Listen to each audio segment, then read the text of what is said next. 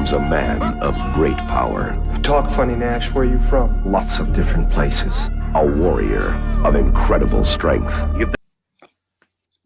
Oh, what an absolute classic of a movie. Welcome, chat. Welcome, panel. Welcome to Monday Night Mayhem, where we're talking tonight about Highlander, which some of you will know is a 1986 fantasy action-adventure film directed by Russell Mulcahy. The screenplay was by Gregory Wyden, Peter Bellwood and Larry Ferguson, and it stars Christopher Lambert, Roxanne Hart, Clancy Brown, and of course Sean Connery. The film chronicles the end of an age-old war between immortal warriors depicted through flashbacks and present-day storylines. It's the first film in the Highlander franchise.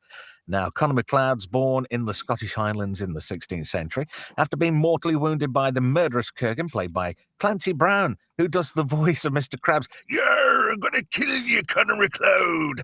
After being mortally wounded, he makes a miraculous recovery, but he's accused of witchcraft. So he's driven out of his village. 5 years later, he's found by swordsman Ramirez, played by Sean Connery, which is a bit ironic, really. You've got a Scotsman playing an Egyptian Spaniard, and you've got a Frenchman playing a Scotsman. So basically, Ramirez trains him in swordplay and explains that they and others were born immortal, invincible unless beheaded. Immortals wage a secret war, fighting each other until the last few remaining will meet at the gathering to fight for the prize.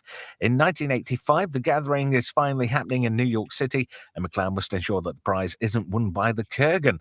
Highlander was a commercial failure, sadly, on its initial theatrical release, grossing only $12.8 million worldwide against a production budget of $19 million, while receiving mixed reviews. Nevertheless, it became a cult classic and inspired several film sequels and several TV spin-offs. Queen recorded several songs for the soundtrack, with Prince of the Universe, amongst others, and also used the title sequence in the television series. The tagline, of course, "There can be only one," has carried on into pop culture, and that's why we're talking about it tonight. With me on the panel is the oldest gamer. Hello, sir. How are you? Good evening, Trev. Don't lose your head. I'll try not to. And also with us is the Immortal help desk. Okai Lanu. I am help desk of the clan help desk. My accent crikey, is you've terrible. just offended Melvin and every other Scotsman. Speaking of which, welcome, Melvin Deeply. Thank you for joining us, sir. Greetings, everyone. How are we doing? Pretty good, really.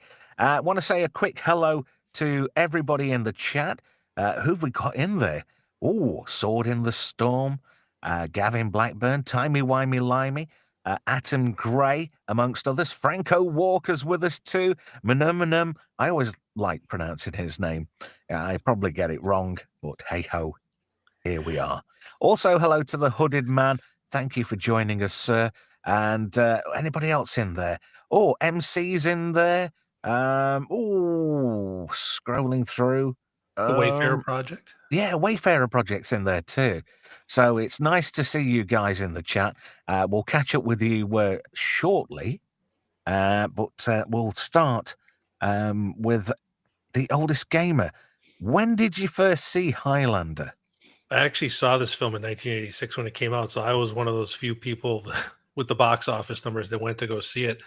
When I saw it in 1986, having rewatched it again, I don't know, for maybe the 10th time this weekend, at the time, the movie was just epic. Christopher Lambert, totally rocks the role as the Highlander, and everyone in this cast, I think, is, spot on. But, you showed the trailer there. Now, was that the actual trailer, or was that a compilation? That was the actual trailer. Yeah, and I was kind of thinking back. It's like, yeah, was this the trailer that got me to go to the theater? And I want to say it was. And so I was, in college and, wanted to go see a film, and this came out. And I'm like, especially with the action stars of the 80s, I'm like, well, this is something a little different. I think I want to go see a sword fight. Well, you don't see, or you didn't see that kind of thing, apart from Conan. This was totally different. This was like modern day intermixed with memory flashbacks to like the 17th century and stuff. And it's really good how they did it, really, really good. Help Desk, when was the first time you watched this cult classic? Well, this is an interesting one. I haven't actually seen it. What? The first one I saw was one of the sequels. During the 80s, I was a kid in the 80s. 86, I was only 5 years old. So I never actually saw it when it came out, and it was one of those ones that didn't really hit my radar.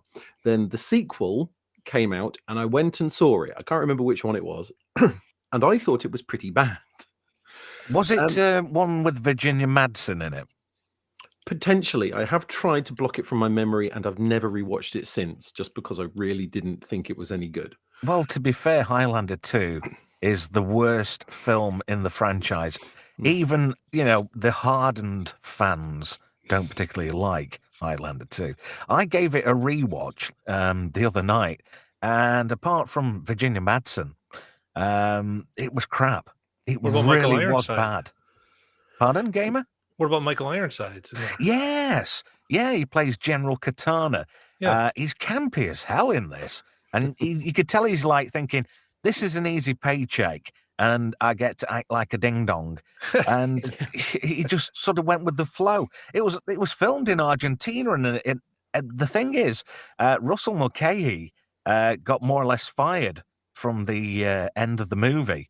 And these bunch of people took over and started editing it and faffing around with it. There is actually a renegade cut of Highlander 2, and it fixes all the problems. It takes out all this planet Zeist and how they're actually aliens and whatnot. It was still shit. It was still shit. Well, yeah, there is that. Yeah, they weren't aliens anymore, but it was still a terrible movie. When did you first see Highlander, Melv? The original, I've probably seen it about 87, I suppose, on VHS. I didn't see it at the pictures, and fantastic film, great fun. But man, there's so much stuff wrong with this film. You just got to understand that you're watching a music video. Hey, and to say it had a Queen soundtrack, you would have thought it would have done a lot better at the time, but it didn't. Yeah, well, they had a different version of A Kind of Magic in it. The film itself didn't have a soundtrack released, an official soundtrack. So the Queen album, A Kind of Magic, was kind of an unofficial soundtrack. Yeah, I love that soundtrack. Yeah. That is, I just like Queen in general, to be fair. Yeah. They had a song from at least one other album on there, and the famous version of A Kind of Magic wasn't in the film. And from the same album as well, there was a track used in Iron Eagle. One Vision. One Vision wasn't on. What? One Vision wasn't on that one, was it? Yeah. That's on Kind of. I'm sure that's on A Kind of Magic, because I've got it. I'll have to check. I used to listen to the tape all the time. A Kind of Magic. I know that Hammer to Fall was on a different album. That was on the works. Yeah, that's definitely on a different album. But shall we start with some slides, gentlemen? Yes. Go on then. I'm looking forward to learning. Highlander, I wouldn't have guessed. The weird thing is, the title, the typeface they've used doesn't match any of the marketing, or you would have thought they would have done a better job of it, but sadly no. It's rather underwhelming too. Yeah, true. And Highlander, and I've been looking forward to this bit. Can I do it? Can everybody just humor me just for this one? Yeah. You ready? Go for it. From the dawn of time we came, moving silently down through the centuries, living many secret lives, struggling to reach the time of the gathering, when the few who remain will battle to the last. No one has ever known we were among you until now. That was so accurate, you're going to get a copyright strike. Yeah, probably. I hope not. Oh, that'd be bad. I hope I don't get one for the trailer, but the trailer's public domain, so there we go. We'll see what happens. Moving silently through the centuries, eating many splendid sausage sandwiches. Yes, I came home from work yesterday and all my books were on the floor. I blame my shelf. Sorry. Moving swiftly on. Tomorrow morning, I'm playing sport. Some tennis. Yes, put your cock away, your shuttlecock. We'll catch up with the chat soon. We'll do some slides and then we'll catch up with you guys in the chat. But just before I go any further, what do you reckon? Highlander, fun or flop? What are your thoughts about Highlander? When did you see it for the first time, guys? Let me know in the chat and we'll have a chat about that soon. So, all right, back onto the slides. The film starts at a wrestling match in Madison Square Garden, of all places. And Connor's getting this inkling. We don't know him yet. We don't know any of his backstory. But he's sat there and he's reminiscing. But he's sensing, because these immortals can sense each other with a thing called the quickening. So when another immortal's about, they sort of get a tingling, not just in their bladder, as people mentioned in the chat. So he has a bit of a flashback to the Highlands of Scotland. Spider sense. Yeah, like a spider sense. So this is the Clan MacLeod, and obviously clans battled a lot in the Highlands because apart from molesting yaks, there wasn't a great deal to do, to be fair. So yeah, it's kilts ahoy. Do you ever sport a kilt, Melv? I have never worn a kilt. I threatened to once, Really? but then talked myself out of it because I figured I was probably just going to get molested a lot. Okay. So MacLeod's getting a feeling in his bones, and he starts sensing out with his immortal spider sense, you know. And there's a bit of a running joke. This jacket is wearing, this cloak.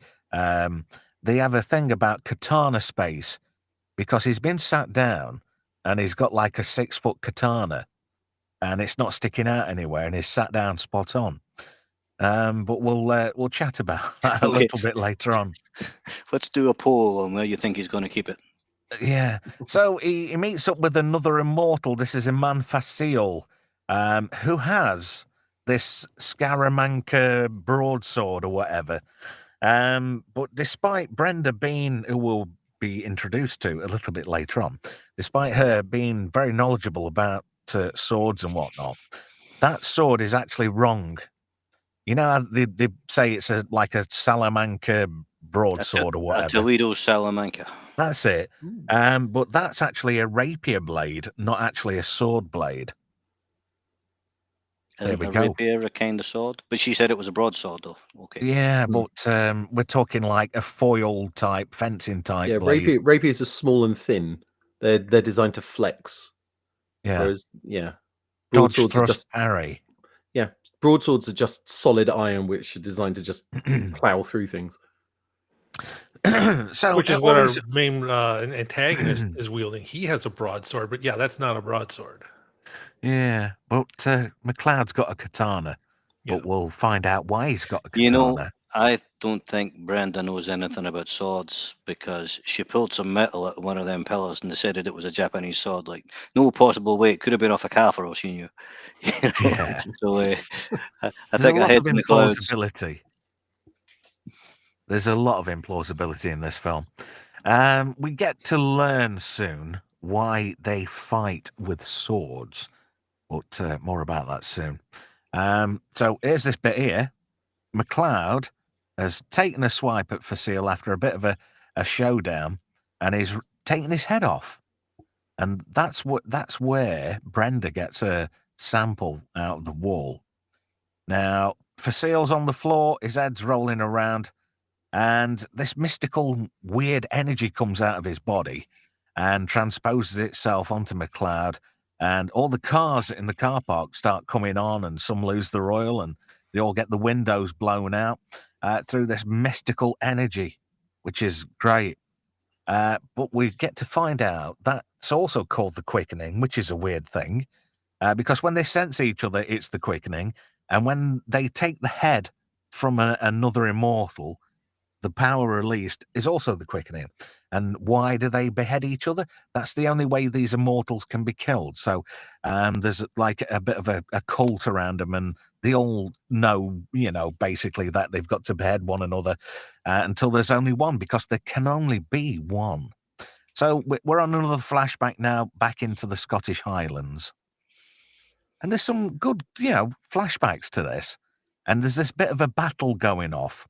And this one particular chap on the right says to the other people who are fighting the MacLeods, he says, "There's one among them called Connor. He is mine." Because even though MacLeod at this point isn't immortal, he's what's called a pre-immortal. So you have to die in kind of a nasty way for you to become one of these immortals. So this chap on the right, Clancy Brown, he plays the Kurgan. And his backstory is he's like a Russian Black Knight who, is people, instead of like doing fun things for entertainment, they used to chuck children into pits of dogs. So at this point, Or a MacLeod, giggle. yeah, just for a laugh, as you do, There was at the weekend. a novelization of this where it gave you a bit more backstory for the Kurgan. How Really? his father tried to kill him, and he came back and he put some burning coal down his throat while he was sleeping, which is a strange way to kill somebody. Yeah. There was a few things in the novelization. It started with a battle where everybody was dead and the only people alive was the Kurgan and the Mongolian. And then they charge each other on their horses across the battlefield, and the Kurgan cuts off the head of the horse and the man in one go. Nice. That would have been a good scene to put in. If I ever bump into the Kurgan, I'll remind him that hot water bottles are a lot easier than cold down your throat. But anyway, MacLeod's mortally wounded, and the Kurgan's just about to take his head. But Connor's clansmen dive in and rescue him, which is, nice of him. And then we're whisked back to modern day, 1985 New York, and the cops have got MacLeod. "Bang to rights, sir." But he looks dead sleazy there, doesn't he? Like, yeah, I'm looking for a type of woman. Interesting fact that me and Help Desk were mentioning in the green room before we went on air. The fact that Christopher Lambert couldn't speak English. He taught himself to speak English in 6 weeks for this role. Apparently, Sean Connery gave him some coaching as well for his lines. Apparently, Sean Connery tried to give everyone on the set some coaching. Yeah, as he Sean complained Connery bitterly. likes to. Yeah, he complained bitterly about how terrible everyone there was. Yeah, I'm sure they were shit. He was only there for 7 days. All of his scenes were filmed in 7 days. Yeah, they'd only got him for a short time, and there was some kind of bet, like saying something like Russell McKay. He said, we can do this in 7 days, and Sean was like, "Yes, I bet you can't." And he got a cool $1 million for doing this in 7 days. So nice 1 week work for Sean Connery earned him $1 million. That's nice. So anyway, cops have got MacLeod. He's banged to rights. Let's just have a quick catch up with the chat, shall we? This is funny. I like this. Gavin Blackburn says more historically accurate than Braveheart. Probably. Oh, this is a good one. Carl Voigtlander. My favourite line in the movie, nuns, no sense of humour. Well, that's true. This is a good one. MC says, like a bit of Queen. Gavin Blackburn rightly says Ramirez is still alive in 2. No, he comes back. He comes back from the magic. Somehow. Yeah. Inexplicably. Yeah, well, but the way they magic it is when those other creatures run into a telephone line or wherever it is that cuts their heads off. It was a line that Ramirez says, "If you ever need me, just call out my name." So when he's doing the quickening, he calls it out, and then the lightning bounces off the shield that's protecting the earth, and he ends up, I think, in England. He ends up in some other place where he has to fly back to New York to be with. I thought he ended up in Scotland. Yeah, Glencoe. Oh, there you go. I know he ended up in front of Shakespeare, a play that they were doing. Yeah, Hamlet or something. Yeah. It wasn't Glencoe. It was supposed to be in Glencoe, I believe. Right, there we go. Franco Walker says, "Hello, me, gamer, help desk, and Melvin." Franco, hello, Franco. Hello, nice to have you aboard, matey. Hope you're enjoying that wrench. Andrew Broadbent's with us. Hail, Trev and friends. Hello, mate. You're all right. Brian's in the chat. He says, "MacLeod, you're shite." For sure, yes. Nice. Oh, I like that. That is well done. Yeah. Tom says in the chat, "Corn Shonery." I like that. That's not bad. What's this one? Sword in the Storm says, when the stroke of a sword and the fall of a head will release the power of the quickening. Yeah, that's true. Tom says, yes, Miss Moneypenny. This is a good line. When this copper says to him later, he says, are you a F-word, Nash? He says, why, are you cruising for a piece of ass, Garfield? That's not bad. Although I kind of went Peter Lorre then. Oh, dear. MC said he bought it on Blu-ray last year. I got it for Blu-ray too. This is not bad. Tom says, there can be only one. Nice. That's smooth. I like that one. Manum says, fun. Don't think about the logic too much. You know, it is one of those where you kind of sort of like leave your brain and sense of logic at the door. It's a film. You've got to like let it go and just get on with it, haven't you, basically? If you think too much about certain films, it spoils the enjoyment, I think. Yeah, it's a silly fantasy.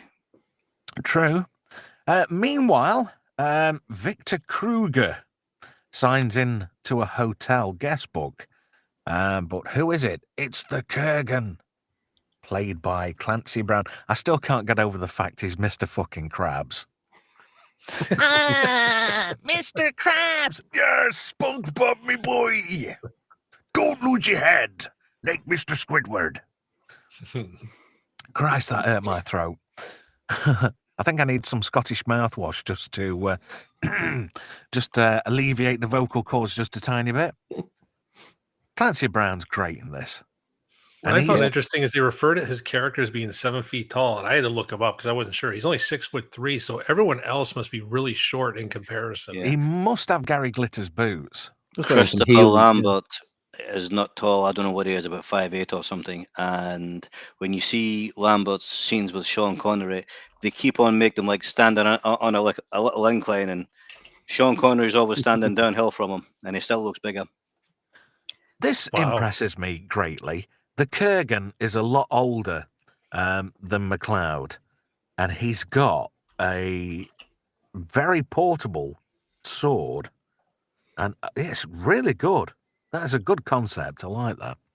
So he puts his sword together, and the door opens up, and this woman goes in and goes, "Hi, I'm Candy," and he goes, "I'm sure you are." She looks rough and all. I won't touch her. Oh, Jesus. God, yeah.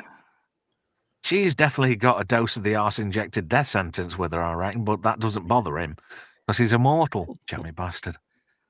So anyway, we're introduced to Brenda Wyatt. She's a police forensics person played by Roxanne Hart. Now, I've got to admit, she is fucking drop-dead gorgeous, I think. She's nice. I want to hear what Melvin has to say. Yeah, go on, Melvin. I'm not saying anything, right? She's got a big chest, so I'm not going to argue with anybody. But we know where this conversation leads. But look, she's got udders. Yeah. She's not from Yorkshire. She's not from Huddersfield. You don't like Huddersfield. Look, I've seen worse, but I wouldn't say drop dead gorgeous. Oh, I don't know. She floats my boat greatly. Like, I wouldn't step over her to get to you, but well, yeah, there is that. But each to their own, I suppose. A few folks in the chat seem to have a different opinion from Melvin there. Yeah, look, we're fine.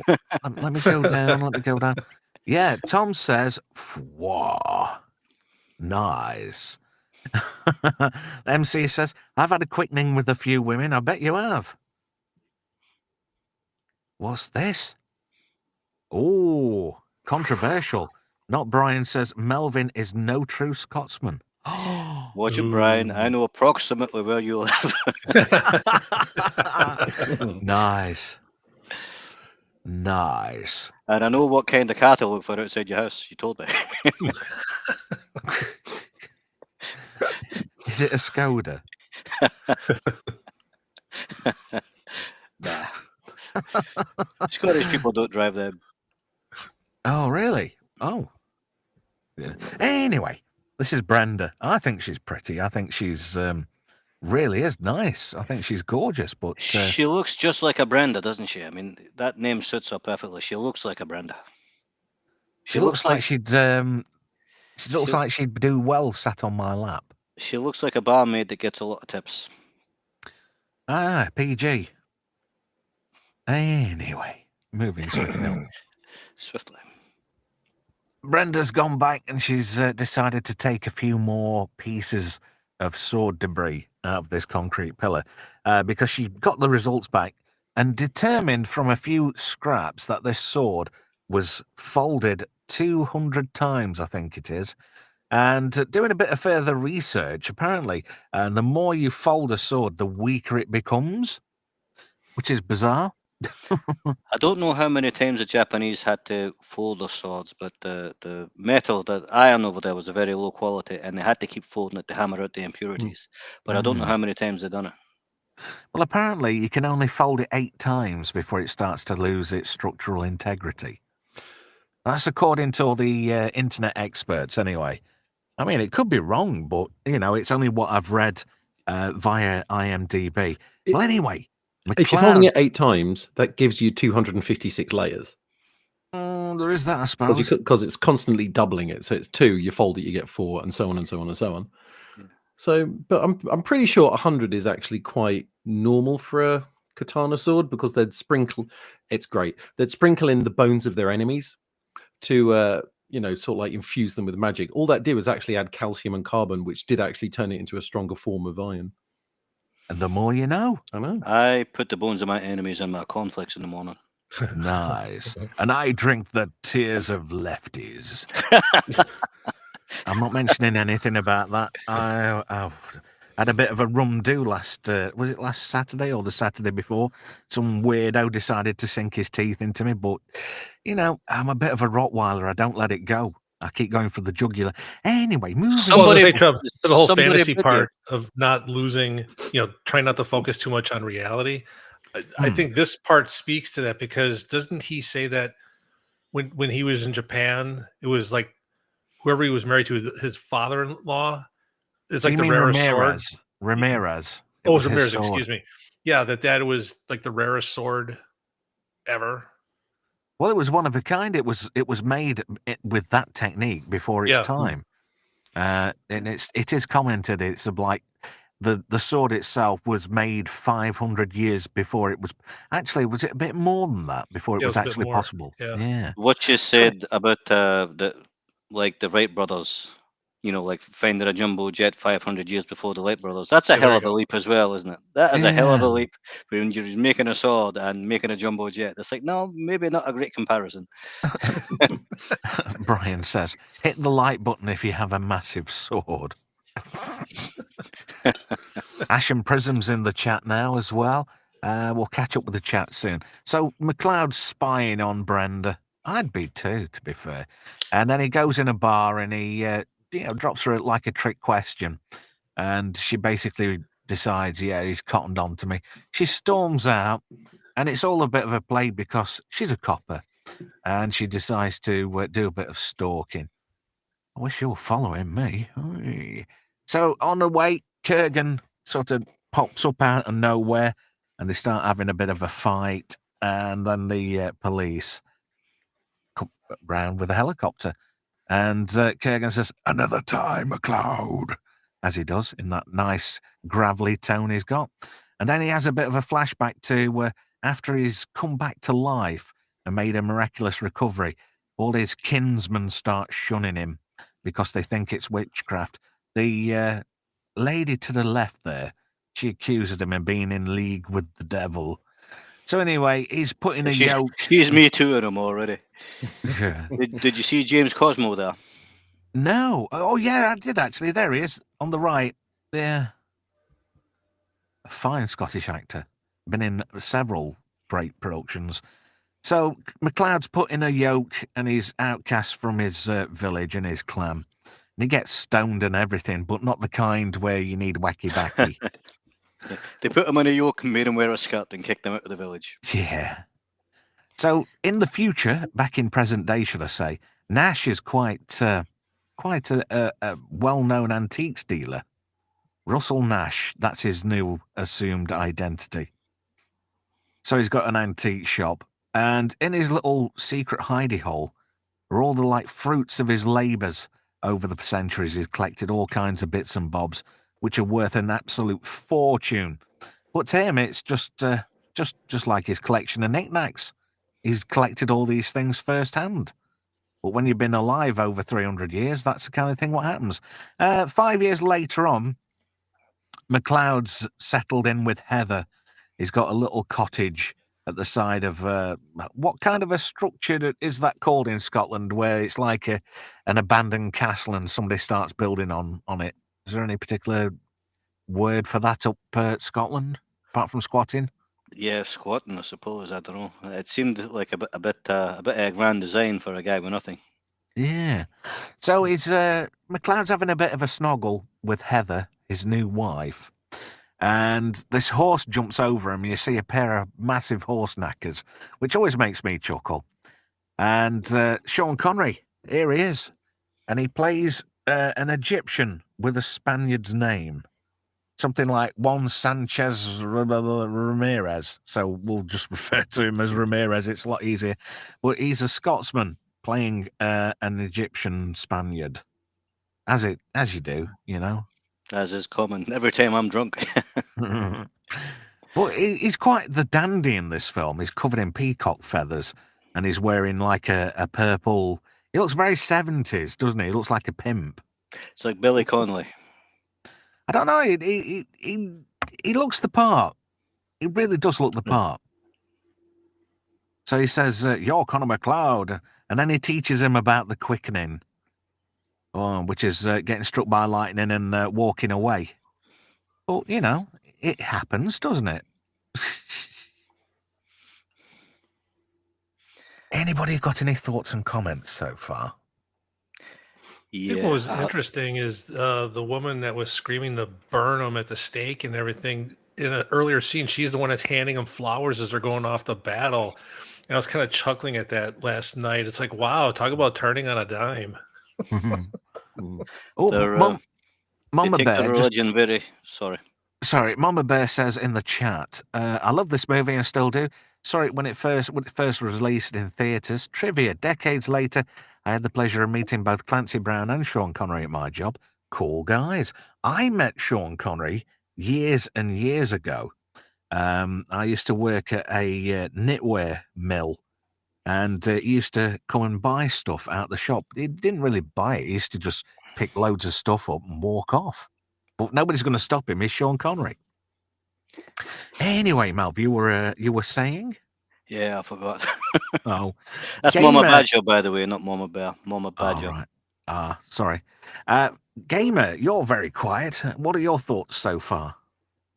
Oh, I'm sorry. I thought you heard me what I was saying. I was talking about the woman in the earlier scene in the scene we just saw, that where she's like burning him at the stake when he's got the stocks on his arms and everything. That a scene just prior to that, she was handing him flowers as they were going off the battle. I'm like, talk about switching on a dime.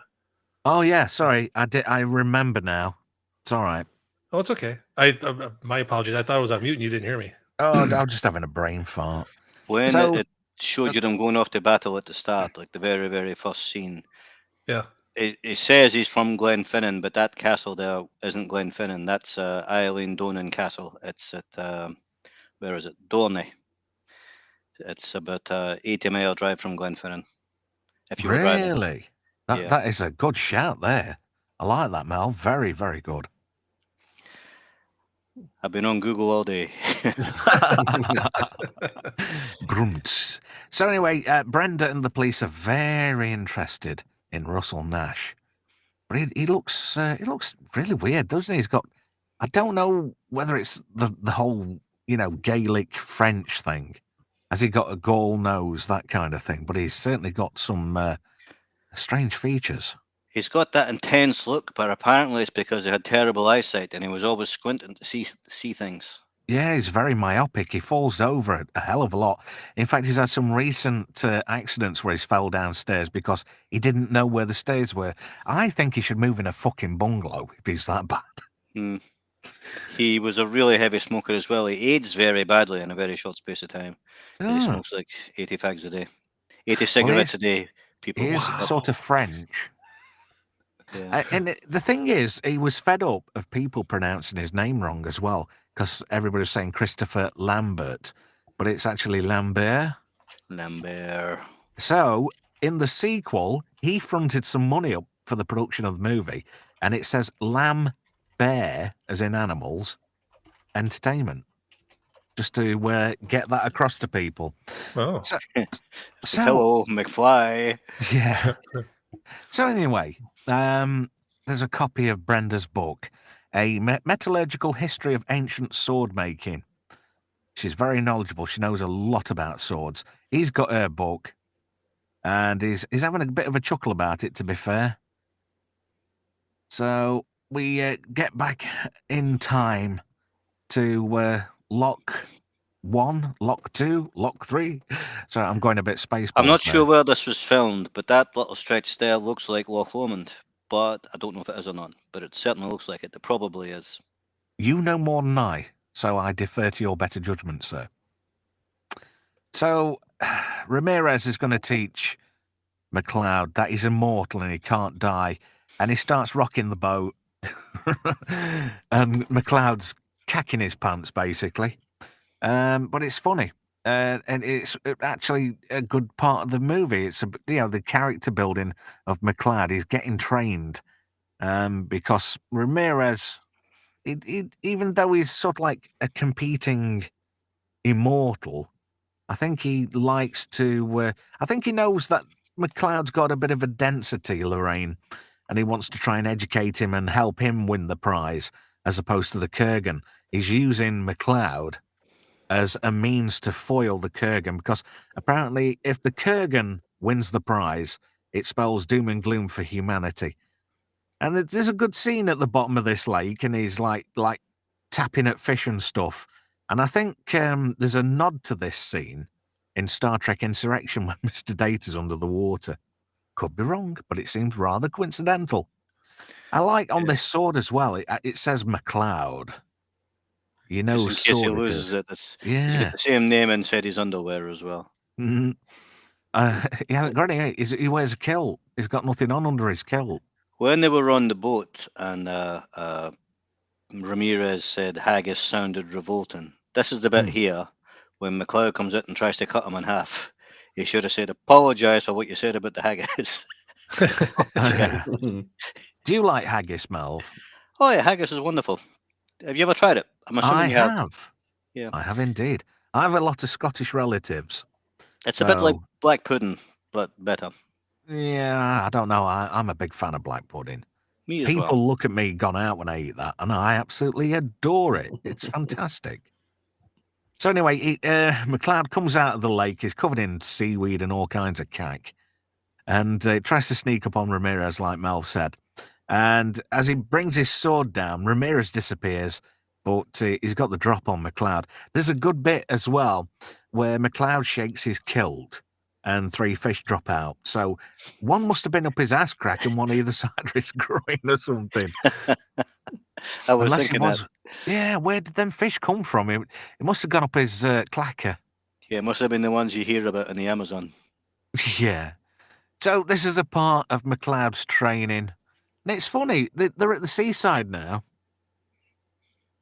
Are there any filming locations near, if this was real, where would the nearest beach be from where MacLeod's supposed to be? It wouldn't be that far. So they're up in, what would it be, the northwest. So Right. they'd be near the sea. Yeah. Right. I had a question about this. Is this actually a Scottish beach, or did they film this somewhere else? That water is very blue or green looking, almost like it's in the Caribbean. Oh, it looks Scottish. When the weather's nice, the water is blue, but the weather's just not always nice. The beach is a place called Refuge Bay, Curtaig, near Moray. There you go. Yeah, the more you know. So anyway, it's been taught Isle of Skye, if you want to be a little bit more precise on that one. Okay. Feel free to cut me off any time. Okay. Can I throw something in here? Yeah, sure, Malv. Right. Okay. So the Isle of Skye, that reminded me of something. There used to be, here's a history lesson, right? There used to be a guy called Olaf the Black, and he was the king of the Isle of Man and the Hebrides, which used to be one kingdom back, 1,000 years ago, whatever. And he had a son called Ugly. That was his son's name, right? Oh, that's nice. I'll elaborate in a minute. And Ugly inherited some land on the Isle of Skye from his father when he died, and also from like his godfather or something. So he ended up being a chief on the Isle of Skye. And this guy, Olaf the Black, obviously was a Viking, right? So his son, the word for ugly was Leod, Leod. And Ugly's sons were known as MacLeod, MacLeod, son of Ugly. And that is where the clan MacLeod came from, all from Leod, son of Olaf the Black. Wow, That's that is deep. Interesting. That's like Horrible Histories, but better. I had the right accent for it as well. Yeah. So MacLeod just means what? Ugly twat. Son of Ugly. Son of Ugly. Well, that's nice. Anyway, so more training. It's a bit like Jedi. Basically, Ramirez is Yoda, and MacLeod is Luke Skywalker. They got the sizes reversed. Yeah, and he gets this tree dropped on him, which is quite a funny scene. But if you notice, Ramirez has got that katana that MacLeod had in the opening fight, but he's got his original broadsword there. Heather's watching in the background. She was quite tasty too. I bet you wouldn't kick her out of your clan, would you, Melv? No, not at all. Oh. So I like the first one better, the mental one, because mental women are better fun, as long as you don't let them get too drunk. Well, yeah, I suppose. So anyway, the training continues, and MacLeod starts getting a bit tasty. Starts getting the drop on Ramirez a time or two. And he teaches MacLeod that because he's immortal, he's got like an extra sense, not just this quickening malarkey, but he can sense other animals and what people are thinking and what they're doing, that kind of thing. And he says, yes, you've got to feel the beating heart of the stag. Yeah, a heightened sense of awareness. And then he has a bit of a run on the beach. And then these two ding-dongs jump off for a cliff, but they're immortal. It doesn't matter. They'll come back. They always do. It's all good. And then MacLeod finally beats Ramirez at swordry. Swordry, that's not even a fucking word, is it? Swordsmanship. Yeah, swordry is a word now. We've fixed the English language. There we go. Yeah, he's not going to get his sword. I mean, he must have got it back. But basically, those two guys could fucking jump off there, couldn't they? Don't matter if they break the neck, they're coming back. You could see an argument there because Sean Connery is quite tight, and that sword was worth a lot of money. Yeah, true. But yeah, again, you know, MacLeod's getting the drop on Ramirez. He's like got that Jedi voodoo magic, and then he starts telling him about his sword. Yes, hold my sword, Highlander. Which sword do you want me to hold? The metal one or the pork one? The metal one, you twat. Let's just, we'll have a quick catch up with the chat. What are the chat saying? Brian says, ooh, matron. Ooh. Sword in the Storm, that's a rough hooker. Who's he on about? Who are you on about? I think it was an old hag walking about there in the background. All right. Lord Toxic, thank you for joining us. Christopher Lambert. His name's Christoph Lambert. He's legally blind and can't wear contacts, makes sword fighting dodgy. I wouldn't want to have a go. Gavin Blackburn says, I take my pork sword everywhere I go. Uh-oh. This can't be good. Yeah, that was ages ago. I know, sorry. Look, Brian, I'm gay for the boobies, man. You know me. Well, let me just get past all these rude remarks. Common People says, this is quite interesting. Highlander would be banned in the UK today. Really? Well, they banned swords, didn't they? So maybe, don't know. Yeah. Maybe not banned, but I don't know. It would struggle to get a decent certificate, wouldn't it? Yeah, the more you know. Gavin Blackburn says China make the best katanas. 19.99 for a set of 3 on Temu. Don't mention Temu. I've started calling my wife Tina Temu. Everything's from effing Temu. What's this? Tom says, I eat my pot noodle with a fork made out of the bones of my enemy. That sounds rather rather mean. What's this one? Franco Walker. I eat mashed potato out of the hollowed out skull of my enemies. Is it smash or proper stuff? Yeah, I don't know. Gavin Blackburn. Oh, my man.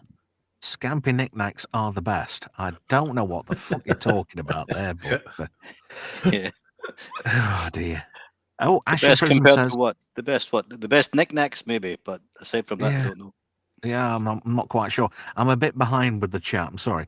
Ashen Prism says Sean Connery can play any nation with his Scottish accent. It's true that. That's true. He was an Irish police officer.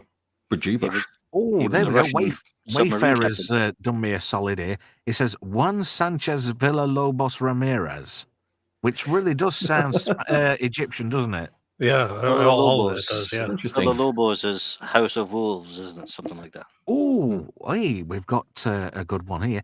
Geek Hero Bubba. I'm a massive Highlander fan. I own a copy of everything that's ever been put on screen from this franchise. Movies, TV series, spin-off, animated and anime.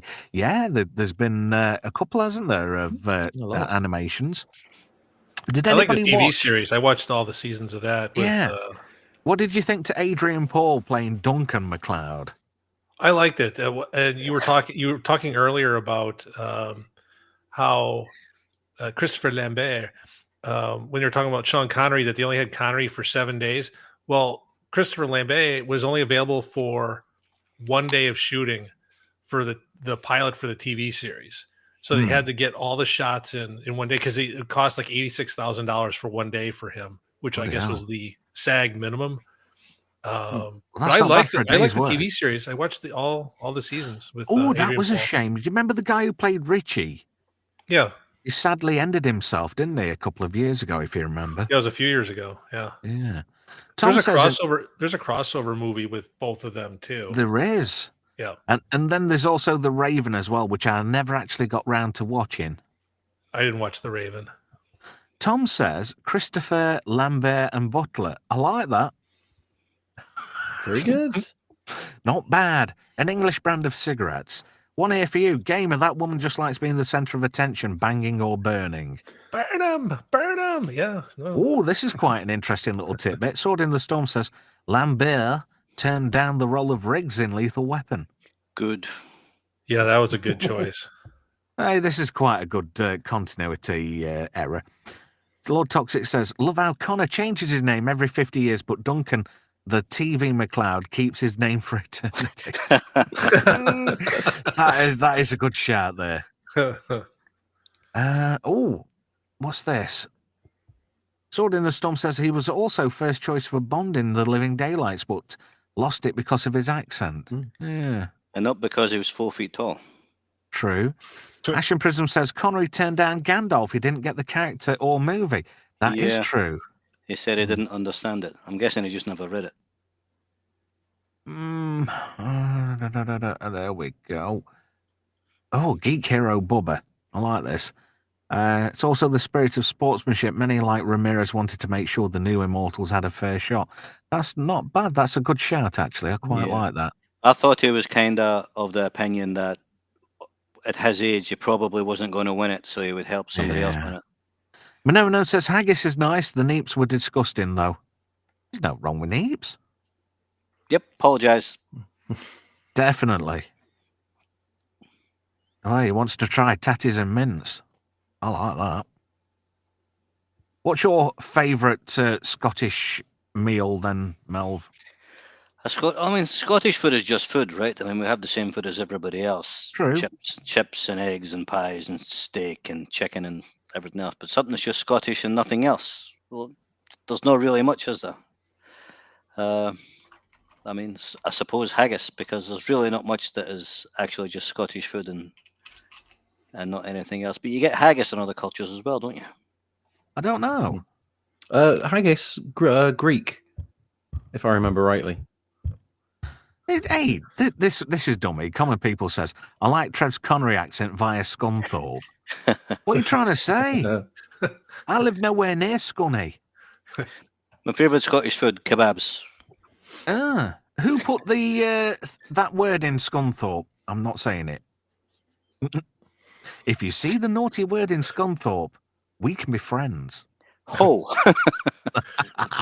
There is actually a story about that, the Middle English, and when the Vikings invaded, they chucked the S on the front to sort of like a load of the coastal towns. And what was it? Scarborough wanted to go back to the original English name and take the S off, and they wanted to be Carborough, and Scunthorpe were very dead against it because they'd have to follow suit.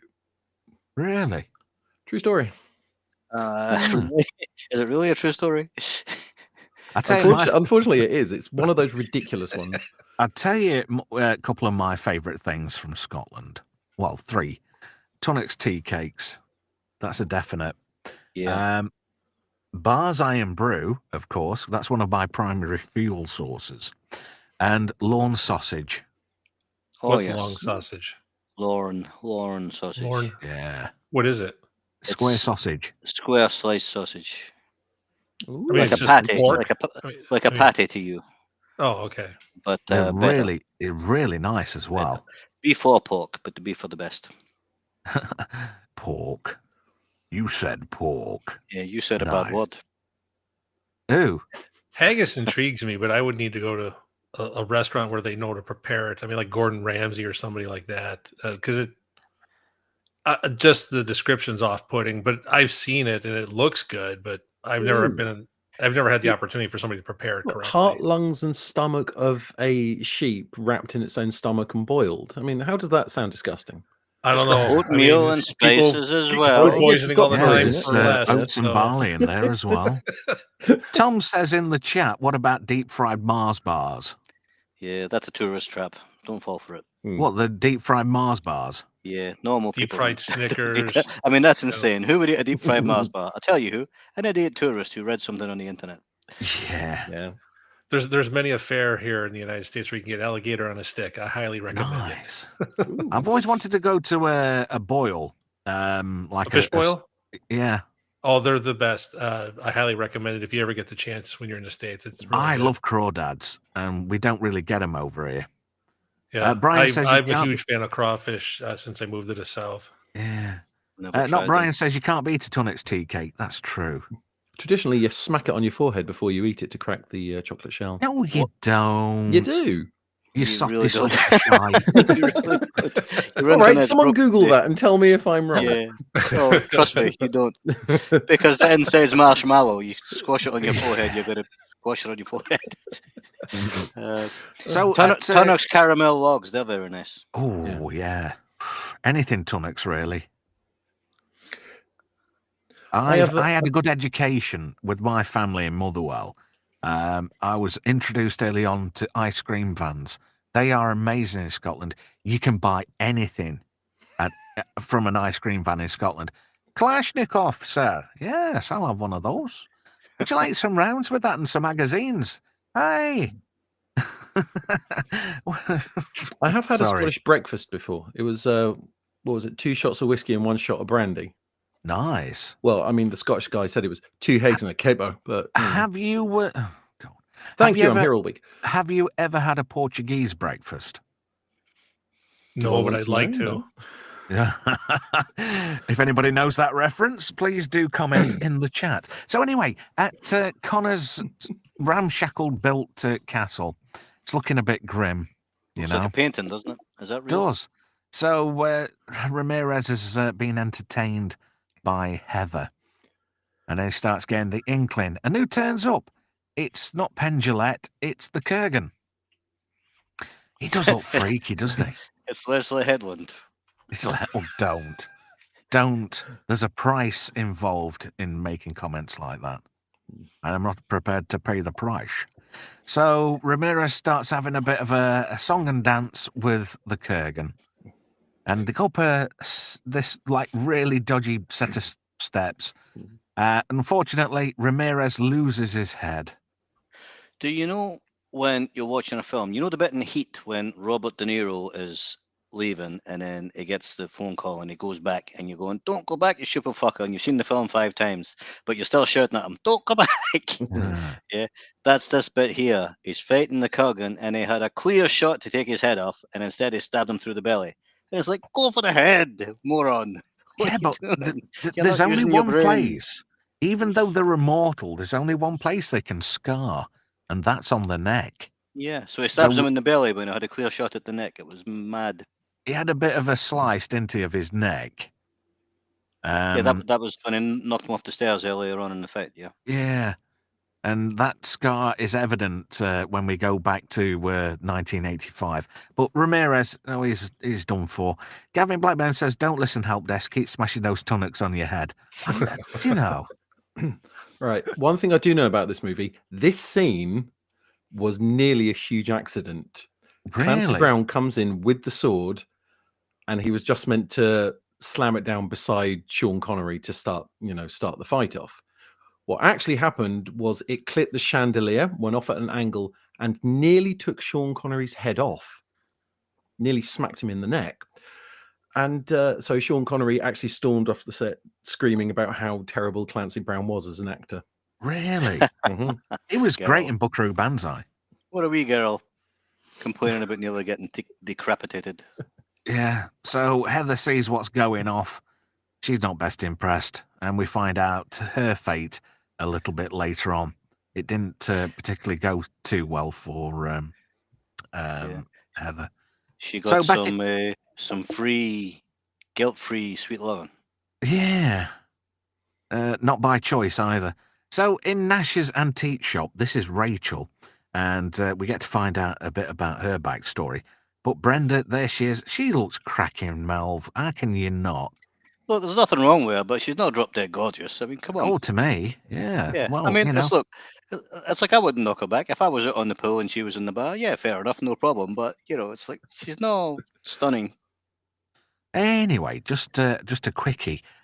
We did mention Portuguese breakfast. Menemone says a Portuguese breakfast is when a woman stands on her head, so she's upside down, and then spreads her legs apart. Oh, my gold! For God's yeah. sake. So anyway, Lord Toxic said, subbed, liked, commented, and shared. Love to stream with you guys sometime. Hey, mate, you are more than welcome. If you're on the Twattersphere, I shall find you. I have a certain set of skills. I will find you, and I will add you. Toxic streams with Northern English Bastard and Stupendo. Oh, he's a friend of a friend, is it? Oh, well, that's all the more easier to help me find you. Good luck. Oh, yeah. So anyway, we'll find out a bit more about Rachel a little on. In fact, right now, he says, not remembering the slides. So we go back to World War II, and Connor has a bit of a rumble with a SS colonel, and he gets hold of his gun eventually and says, and this bloke's going, das ist gut, ja, scheiße, and all this malarkey. And MacLeod says, whatever, Jack, you're the master race, and shoots him. And this little girl is Rachel. So he rescued her from Nazi Germany, which was a kind thing. And there she is in 1985. She looks a bit sort of like a Poundland Joanna Lumley, doesn't she? Yeah, so she looks like she was good looking 20 years before. Yeah. A couple of whiskies and she's milfable, I suppose. So MacLeod goes to Brenda's. So she's wanted to find out more about MacLeod. And he's brought some brandy from like 1782 or something.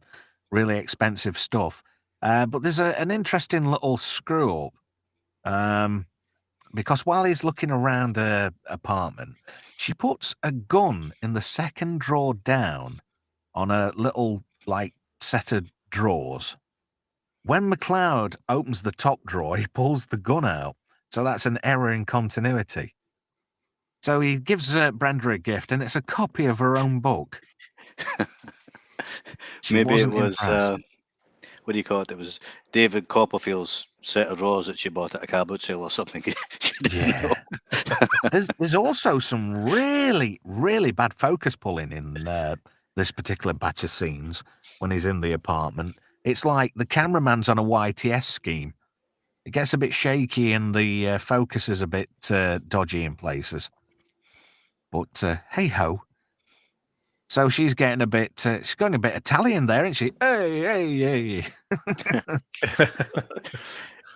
But she's rather enthusiastic. I think she's cracking. My wife will hear this on the re-rub and she'll give me some shit about it, but I don't give a fuck. So MacLeod reflects upon his relationship with Heather, and he has to see people he loves grow old, and Heather unfortunately dies, and he burns his little cottage down, leaves his sword behind because he's got Ramirez's katana. When you see how they are, when you see how they're all like 100 years old and on their way out, that's how Peter Andre must feel when he sees Katie Price right now. Ooh, God no! How he could have bounced around on top of that fucking thing. Oh, God. She is a get lost? disgusting human. She is the very definition of the joke from Predator. I said to my other girlfriend the other day, I'd like a little pussy. She said, me too. Mine's as big as a house. Geez, you got a big pussy. Geez, you got a big pussy. Why did you say it twice? I didn't. It's because of the echo. Sorry. Have you seen what she looks like lately? Good God God, she's got almighty. turkey teeth and everything, hasn't she? She looks like an alien. She looks like she's had a hair transplant as well. Ooh, God. No, I never liked her. When she was in that newspaper with a very active title, Sport, I didn't think too much of her then, you know? Like 25 years ago, she was good looking. But now, man, nah. I think 25 years ago, she was willing to take her top off. I think that's the only reason why people found her good looking. Well, she got to the point where she was bragging she had enough silicone in her body to kill a small elephant. And I'm sure I heard that line in the movie Orgasmo. Just with the weight. Yeah. So in New York Central Park, MacLeod catches up with one of his buddies. Castigia. That's him. Yeah. And they have a bit of a swag of something out of his flask. Probably some dodgy Caribbean brew. But everybody's getting together, so it's the time of the gathering. And then he goes back to this flashback here, where MacLeod says, "Oh, do you remember that time in 1822?" And he's like, "Yeah, how can I forget? You got me leathered."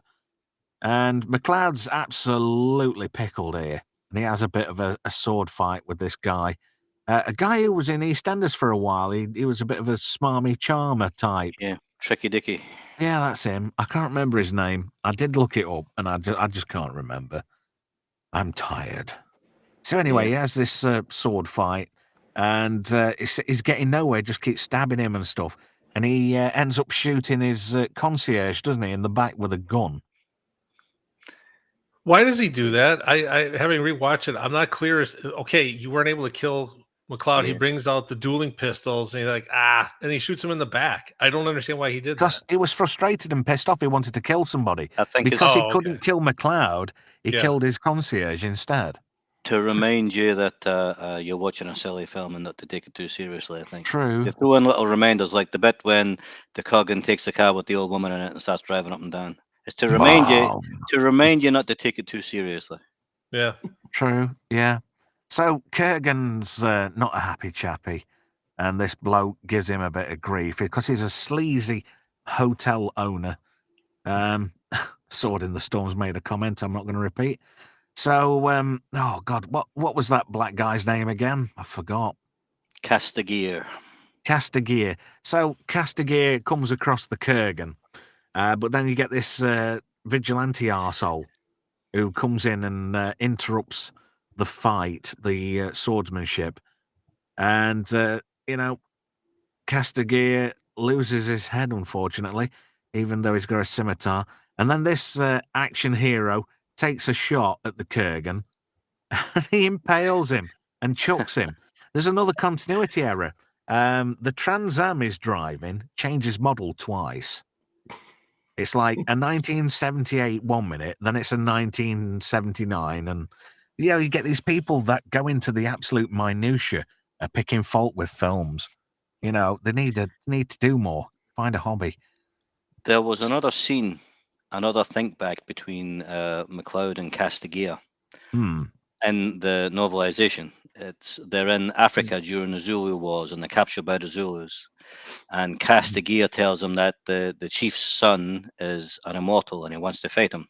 Now, they two are sitting in cages, but he says, I'm not going to give you anything sharp enough to cut his head off. So they give him a spear that's blunt along the sides, and they fight, and MacLeod's trying to kill him, and eventually he gives up and sticks it to his chest and kills him, and he dies. And it turned out that Castigear was joking the whole time. He just wanted to have a laugh at his expense. Nice. And That this would have is been a weird. good scene, but they probably couldn't afford Africa. True. So a bit weird.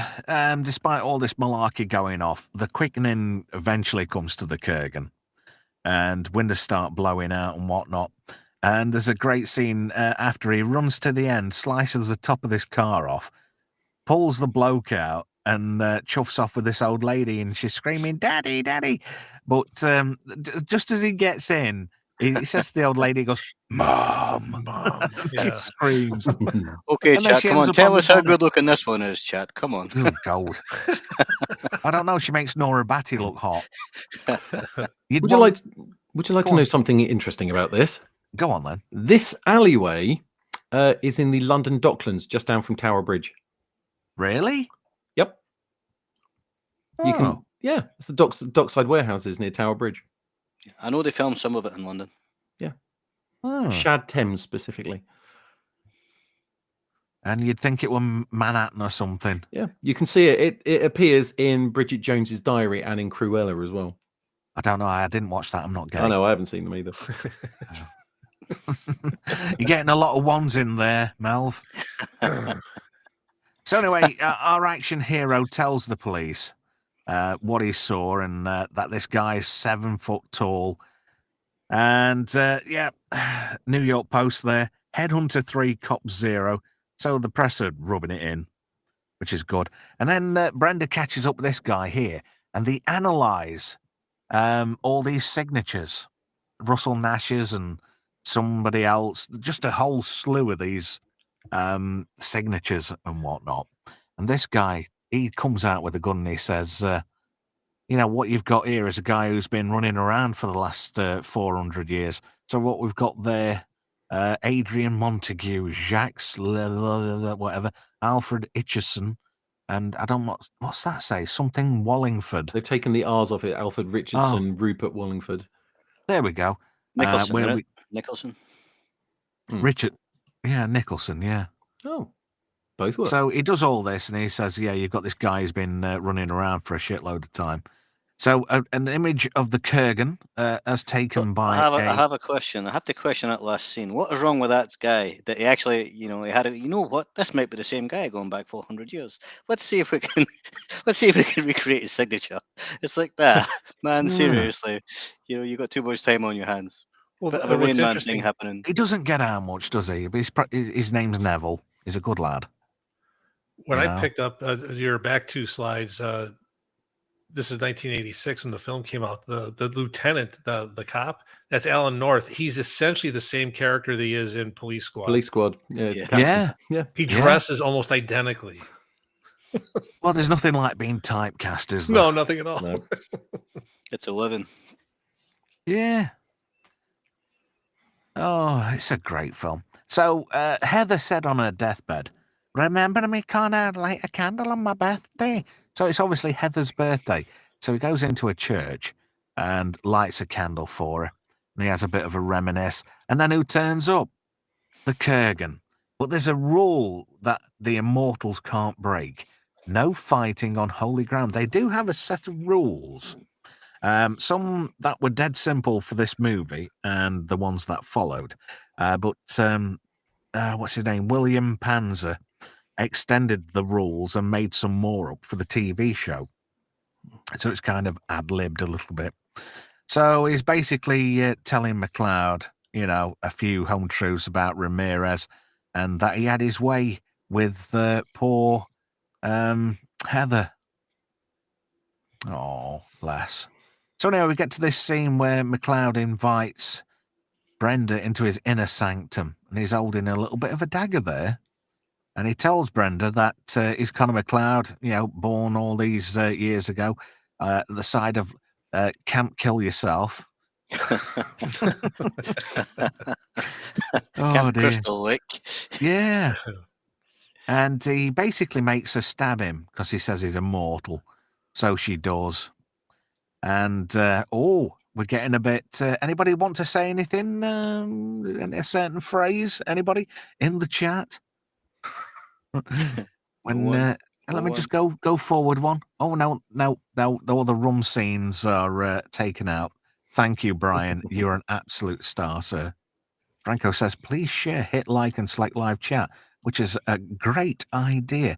To which I am going to put this on the bottom for a little while. There we go. Because a lot of people are watching, according to the stats. 60% of people that view the streams just view the streams. They don't like, they don't sub. But we're trying to grow the channel, and it'd be nice if you could get the word out about us. Give us a sub too. It's greatly appreciated. I really do. Actually, I'm very thankful that people invest the time watching this crap. Yeah. No, I mean, but you say 60% they're just watching, they don't click the like button. So there's an untapped group there, obviously. What's this? MC says pegging. Oh, stabbing. Oh dear, this thing about pegging. Stop it. There's nothing good about sticking clothes pegs up your nose. Less of that. It's a family show. Nobody said, oh yeah, Brian said it. Yeah, but Brian, you know the score. Yeah, everybody missed the matron moment, but Brian didn't. Well done, Brian. Thank you. You could get Good lucky night, Franco. Oh, Franco's off. Off to bed. Have I got the right one? Oh, that's nice. Right, good night, Franco. You take care, matey. And he rightly says, take care, everyone, and much love to you all. Have a good sleep, mate. You get your head down, and you can always catch us on the re-rub, as they like to say. So anyway, MacLeod's all loved up, but I think there's somebody hanging around in the shadows. I wonder who that could be. Somebody sporting a new hairdo. Yeah, very inconspicuous, eh? And then he No comes quickening forward. here either. Yeah, it's funny that he didn't pick up. He didn't get the quickening, did he? Which is contrary. He does after she walks away, but then he ducks behind the. Oh the yeah, he wall has there. a bit of an inkling, doesn't he? Yeah. Yeah, I remember that. But he comes... you were talking about like inconsistencies, and you try to ignore it, but it's obvious here. If he can pick out one person at Madison Square Garden, but he can't pick out some dude 30 feet behind him when he's walking with her, it's one of those contrivances. Oh, it's inconvenient for me to detect him right now. Wait until she walks away. Oh, wait, there's somebody there. I think you'll find that's called convenient plot device. Yes, maybe it's very convenient. Maybe the quickening doesn't work properly when you've got a stiffy. Well, yeah, I think his antenna were already occupied. Yeah. So he comes after the Kurgan comes after poor old Brenda. And there's a great scene in the trailer where he's smashing through her doors, not the back ones. So he takes Brenda on a bit of a ride. And another continuity problem here, because he goes on to the pavement and he's running people over, but there isn't a single dent on the car or a splash of blood anywhere. As everybody... Built cars better back then. Yeah. But yeah, causes chaos and mayhem on the streets of Manhattan. In fact, there's a bit where you see one of the camera trucks get hit by that car. According to the goofs on IMDb. And then the Kurgan leaves MacLeod a nice little answer phone message. Goes, I've got you, bitch. Listen. And she's screaming in the background. And... oh dear. Sword in the Storm says he was distracted. Yeah. Are you here all week? And this is a great comment from Brian. Kurgan playing GTA. Nice. I like it. I'm going to pinch that one. So he leaves him a message and it's on like Donkey Kong. And he says to Rachel, I've made a contingency. If I don't come back, you're going to be taken care of. You can run this place. There's cash waiting. Because MacLeod is a multi-millionaire times over. As it's mentioned in Highlander 2, because he helps pay all that money to build that shield generator, what saves humanity, because he's so rich and loaded. So he says to meet him at the Silver Cup, and you get this really good rooftop fight scene of brewing. So he looks up and Brenda's tied up. And he goes up to save her, And who's there waiting for him? It's the Kurgan. Of course, it's the Kurgan. And they're the last two. So this is the fight. What are you chuckling at, Mel? It would have been funnier if it was Jeremy Beadle or something. Yeah. Or no Edmonds. Oh, it'd been better with Beadle. You got to hand it to him. He was a genius. And I've said it before, and I've said it times many, and people are probably sick of hearing me saying this, but did you know Jeremy Beadle had a massive cock? On the other hand, it was quite small.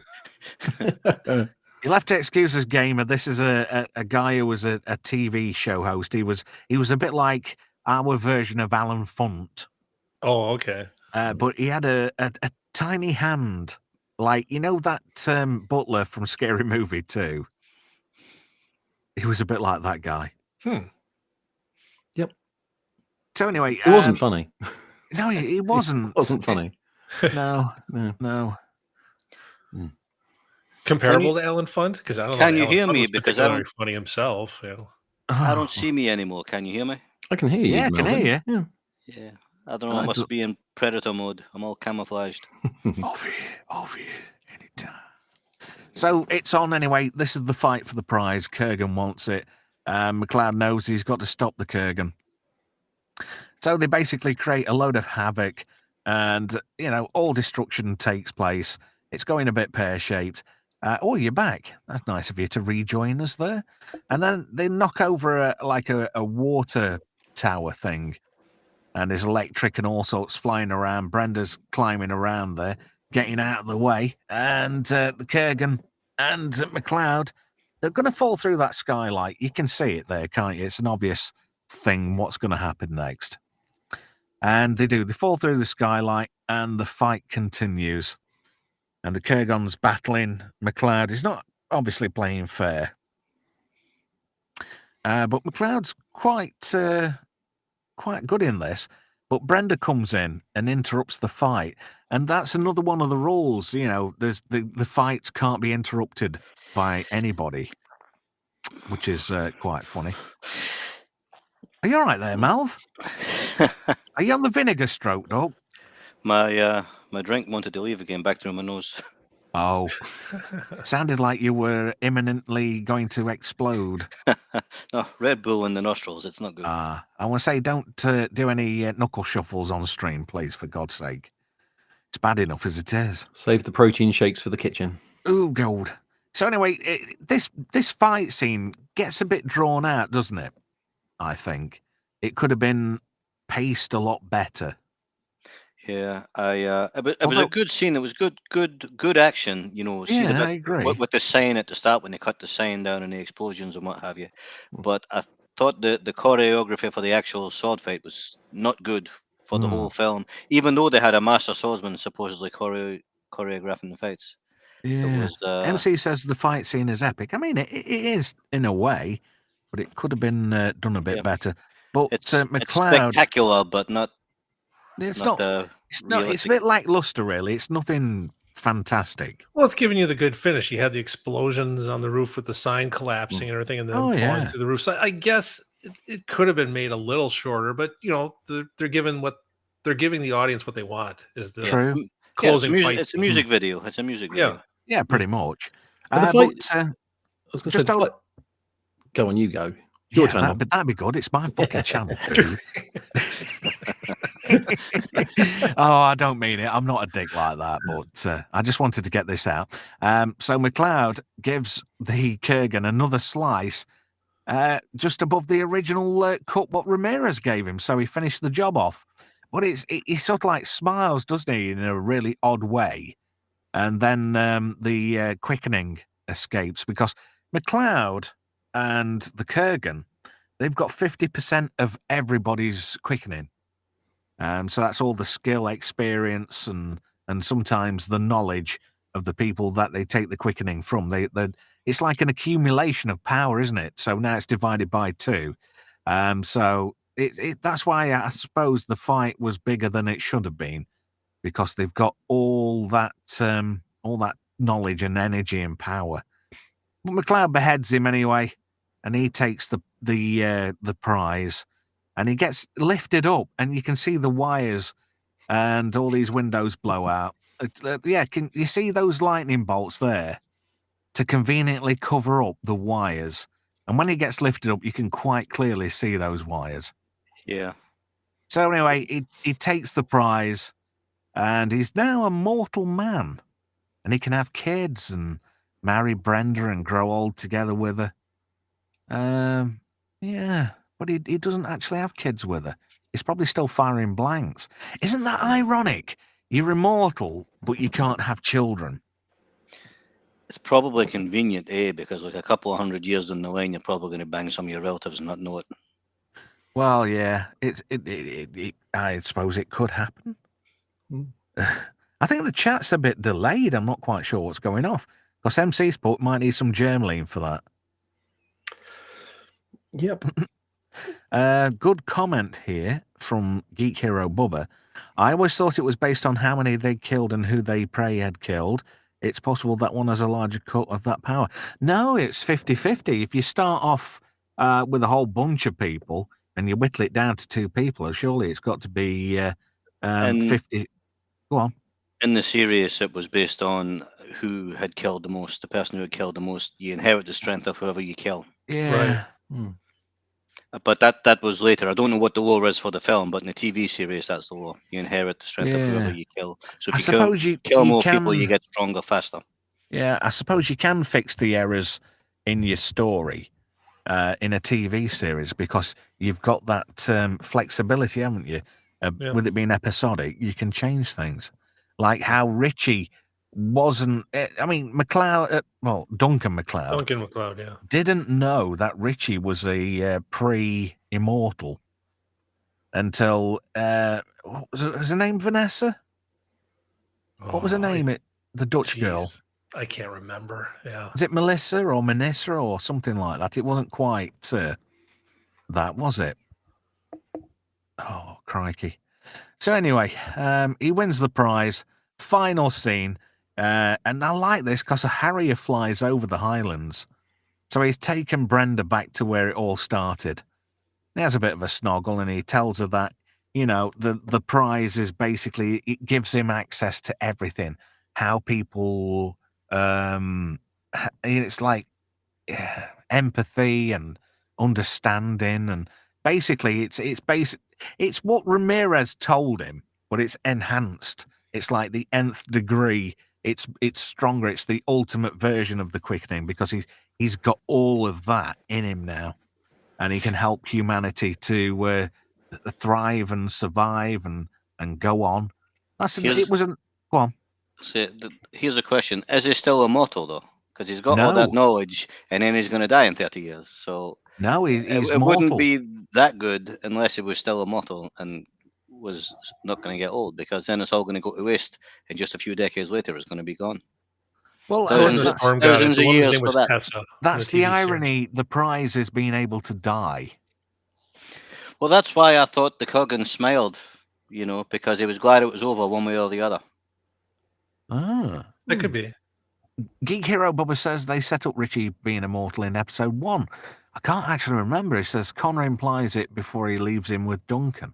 Ah, that's interesting. I might try it. Does anybody know if it's on Amazon or something? The movies are on Amazon. I didn't see if the TV show was when I was watching it on Saturday. It might be. I thought Adrian Paul was a bit too brooding. I think he hammed it up a little bit, didn't he? He looked in good shape. He looked in better shape than Christopher Lambert. Yeah. Oh, definitely. And I'm not going to say a better actor, but I'm going to say not worse because I don't really rate Christopher Lambert much as an actor. Well, it was an enjoyable TV show. I mean, as the shows go, I thought Adrian Paul did a really good job. Yeah, I enjoyed it. Yeah. But yeah, Christopher Lambert, I don't think he's got that leading man quality, bless him. I think. Yeah, he's fine for the movies. I'm just trying to think of other roles that he had. You may be right. Greystoke. Greystoke. Yeah. Greystoke was his breakthrough, wasn't it? That got him a lot of good reviews, but he didn't have to act there because he was just playing like a kind of lumbering monkey. Yeah, just grunt and stuff. Yeah, but he's not really got a lot of charisma as an actor. No, he hasn't he? And he's He's not got the striking features. I You don't were know. mentioning earlier that they changed the rules a bit in the TV series. I know that like when they were in a cemetery, they couldn't fight there. Where else did they change that you couldn't fight? Well, it's any holy ground. Right. But you said they kind of modified it for the TV series. No, they modified it. They added rules and stuff like that. And okay. I can't remember, and I'm trying desperately to find it. But they also had people usual. cheating, didn't they? They had people getting help in several of the episodes. They did. Yep. That you were mentioning earlier, the quicker path. You had a bunch of the folks with the quickening that they were cheating. They were using real humans, or I shouldn't say real humans, but mortals to accelerate their path so they could get stronger faster. There were a few characters that were like that throughout the series. Yeah. Gavin Blackburn. Oh, controversial comment. I like controversy. Gavin Blackburn says no charisma because he's French. Oh, that's a... Oh, dear. I don't know if you saw the comment in there, Trev. The woman's name was Tessa. Yeah. Yeah. I've just seen it. Yeah. Because she was played by some Dutch girl. Is it Van der Noot or Van der Groot or something? I think that's right, Van der Noot, something like that. Yeah. Geek Hero Bubba says Lambert was hot-headed and nervous. Adrian Paul was stoic, like a John Wayne character. Yeah, I'd buy that. Interesting. So, final thoughts, Gamer. What are your final thoughts and takeaways from Highlander? Well, having rewatched the film, my memory of the film changed, or I should say, my impression of the film in 1986 versus watching it again Saturday. And I think I pointed this out before we came on. In watching it, the audio seemed uneven, and I don't know if it's the audio dubbing, like the voices, but there's parts of it where they're clearly outdoors, but the sound quality of the dub is indoors. You can tell they're not outside, and it's noticeable. That's ADR. And I thought at first, well, geez, there was something wrong with my internet, but then like we were chatting, no, that's how it was. It's but definitely sketchy in the audio department in places. Yeah, but that notwithstanding, I love the battle scenes, especially the ending scene. A lot of the fight scenes where the quickening occurs with the explosions. My son actually walked in when the explosion happened in the parking garage of Madison Square Garden, and because he had never seen the film, and he's like, "Oh, I wonder, the golden Camaro," where he's like, "I wonder which car he's looking for." I'm like, "No, he's not looking for that car, but stand here and watch." And then like all the cars explode in the garage, and we were kind of joking, I don't think insurance is going to cover this. And he started laughing. He's like, "No, I don't know how you file a claim for this," but it's a generational film where, using my son as the example, where anybody could come in and be entertained by it. It's not aged. It's not a dated film, other than what I just pointed out with the audio quality and everything. So when you mentioned that this is what we were going to be doing on Monday, I'm like, yeah, no, I'll watch it again. And I sat there and watched the whole film nonstop. So, it's a film where if it's on regular television, I'll stop and watch it. And as I pointed out with the television series net, some of the subsequent films are lacking, to be kind. 2 is absolute shite. Yeah. But on a whole, this is a better than average film. It's a film that I saw in the theater. So I'd probably give it a 7 out of 10. That's good. That's more than generous, to be fair. You're a very generous man, Gamer. Oh, thank you. Help desk. What was your... you haven't seen it, have you? No. So I think it's one of those ones. I am intrigued, actually, to see it now. I'm just wondering if it was me, I'd just become a priest. And then if I was losing a fight, I'd just bless the ground. And then nobody able to fight me. Would that be cheating? Pretty much. Probably. Probably. Anyway, I was actually just reading up that Sean Connery was doing some ADR, and where he filmed had a big echo, and they just couldn't edit it out. So there is a scene where he's talking where there's just this massive echo for no reason. That might be what you can hear. The sparks coming off their swords was because the swords were connected to car batteries. I think Toxic said that in the chat earlier. So so they smack them against things and you get sparks, and that's why. And it looks really cool. free electroplating. Getting the Help desk effect. is an interesting question with the priest, and it's actually it's addressed in the television series. There is a guy that has like blessed shoes. He's got crosses and everything on his shoes, and so Duncan Oh, that can was engage the guy. Ah, Yeah. that was the Yeah. the The what? Hello? ooh, Melvin, did we lose you? Hello, computer? Computer? Oh, dear. hello, care. Clem Fandango. Oh no. Hello, his Stephen. internet. Can you hear me? Hello? Because he actually has the name of the character. He's right. Yeah, but if I mean if they addressed it, oh, there he Oh is. well, there we go. Oh, dear. If they addressed it in the TV series, then obviously I'm not the only person to have thought of it. Right. So that's quite interesting. I think you'd enjoy both the television series and the movies. Hmm. And Trevor's right, notwithstanding the second Yeah. film. It like I say, if you got Prime, it's free right now, both the first and second film. Yeah. And like I say, if you want giggles of watching a dreadful Highlander sequel, it's there for you. Oh, I hate to Yeah. use the word dog shit, but Highlander 2, The Quickening, is dog shit. I'm pretty sure it was Highlander 2 that I saw, and that's the reason why I never watched Highlander 1. Mm. Well, So 3 actually retcons 2. Yeah. in that doesn't places. surprise me either. Hello, Is it- Mel. no, that's not Welcome Highlander back. Endgame, right? Highlander or the final one, that's 4. Mhm. I'm trying to think There's of a the name of it. Sorcerer's 3 and Endgame's 4. Okay. And isn't it a Duncan MacLeod movie, the fourth one, if I remember right? Yes. Yeah, well, it had both. It had both, and Duncan MacLeod kills Connor MacLeod in that one. Ah. That And then there don't was make another one. sense. There's another one called The Source, The Source. Yep. and that was supposed to be the beginning of a trilogy, but it was so bad they didn't make any more. So bad it's not good. One of the movies, there was a trailer where is it Connor that cuts a guy in half, like he splits him down the middle, but that scene never actually ended up in the film. I don't know if that's the last film or not. There's a comment from MC. Yeah, Do we mention the upcoming remake? with Henry Cavill as Henry Connor Cavill? MacLeod. Yep. Or will it be Connor MacLeod? Will it be a different character?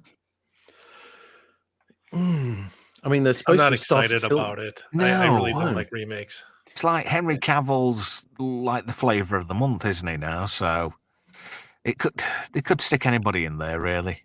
I mean, he'd Yeah. probably do well. I mean, I liked him in The Witcher, and then they kind of hosed him on that, but I don't know. Provided it sticks to everything that's here, and it it could be a good movie. It could And be right. I think Cavill It just- is possibly he could do it well. I mean, if you're going just to pick needs left somebody that alone. wants to be consistent, yeah, that's the actor I'd want because Yeah. he wants to remain faithful to the source material. Sick of remakes, sick of reboots, sick of prequels, sick of sequels, sick of There is- reimaginings. Yeah, well, I'm with Yeah. you, Melvin. Nothing but is sick looking of good live Hollywood action. They anymore. should just leave it alone. It doesn't need Absolute fine. lack of creativity in Yeah, It Hollywood. was fine as one movie. It should have been left at one movie. Yeah. Do you know something? That, and I would go as far to say that Alien should have just been one movie. Yet again, it's Hollywood greed. Yeah. They should have just left it at that. Because you've got that thing about, did Ripley ever make it back to Earth? You've got that air of mystery, the what if factor. And I Yeah. think they should have not done a sequel. I think it was purely just a cash grab. Yeah, I think so. I mean, that was a book I actually read before I saw the movie. It was one of the rare instances where that's occurred. The first one and or two? the first one. Right. And the novel's outstanding. And I'm with you. They probably should have left it at one, but it's like, okay, if you're going to make the second movie, fine. The third movie was garbage. Oh, it was better than 2. I mean, 2's all right. But What are we talking about? What are we talking about? Alien. Yeah. Aliens was, Prometheus is trash. Aliens was a good movie, but it does have a lot of mistakes. It does have a lot of problems that It people seem does. to overlook. People always, well, they don't always say, but a lot of people say Aliens is better than Alien. But there's an awful lot of problems with Aliens if you open your eyes. if you look at the films, from a wider perspective, they complement each other. The first one, you've got that terror, that slow burn. Is it there? Is it not there? And then with Aliens, you've got the roller coaster ride. Yeah. So much so that when Motion Masters were a thing, I used to visit my local motion master just to go on the Aliens. Is it the Speed of Fright? Did anybody ever go on that ride? I did not. No. Oh, it's Jeffrey Combs is in it. He's a colonial marine, but he's only like 5 foot nothing. I don't even know who that is. I like That Jeffrey must be Combs. rubbish. Jeffrey Combs, he was the reanimator guy.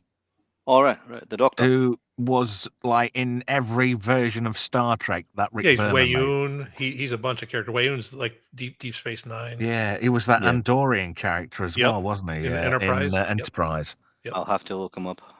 Just Combs called is a good out actor. Ensign. I mean, for playing multiple roles in Star Trek, I like him. Do you know, I like a good B movie, and Reanimator's up there with one of the greats of modern Bs, to be fair. That's based on the Lovecraft book, though, so it's very different from the book. Quite correct. It is, yes. It is very far removed, but I think in a way it's treated as an interpretation, isn't it? And the room went silent. I'm the stream killer tonight. Thank you for joining me. I think Aliens doesn't do as much damage to Alien, I don't think. There's problems with Alien as well, but it's not as bad as, say, the damage that Terminator 2 does to Terminator. Yeah. Because it stops it being a sequel and turns it into a multiverse story, really. Well, if you want to go down rabbit holes, I suppose you can do, but at the end of the day, I just want to disengage brain and, just enjoy the movie. Just want to enjoy the movie, right? Yeah. So it's one of them things, though. I just find it very strange when, again, a lot of people say T2 is better than Terminator. It's like, no, it kind of ruins Terminator. I think, again, I think it's a case of the complementary things. One enhances the other and vice versa. Yeah, I enjoyed both in the Terminator 1. I enjoyed the both. original I mean, Terminator 2 in the theater. Yeah. Terminator 2, I was thoroughly entertained, but it changes the events of Terminator, so it couldn't have happened. So therefore, it becomes a multiverse story rather than a sequel. Oh, Timey-wimey-limey says, no, we're not. T1 is a closed loop, whereas T2 is a multiple timelines. They're all incompatible. There we go. This is assuming time travel actually exists. Yeah. T2 has the Judgment Day doesn't happen. So because they destroyed they killed Dyson. They didn't kill Dyson, but Dyson or Tyson, whatever his name is, dies. Yeah. And so therefore Skynet and the Terminator things aren't going to be invented, right? So therefore Judgment Day doesn't happen, so therefore John Connor won't become the leader of the resistance and send Kyle Reese back as father.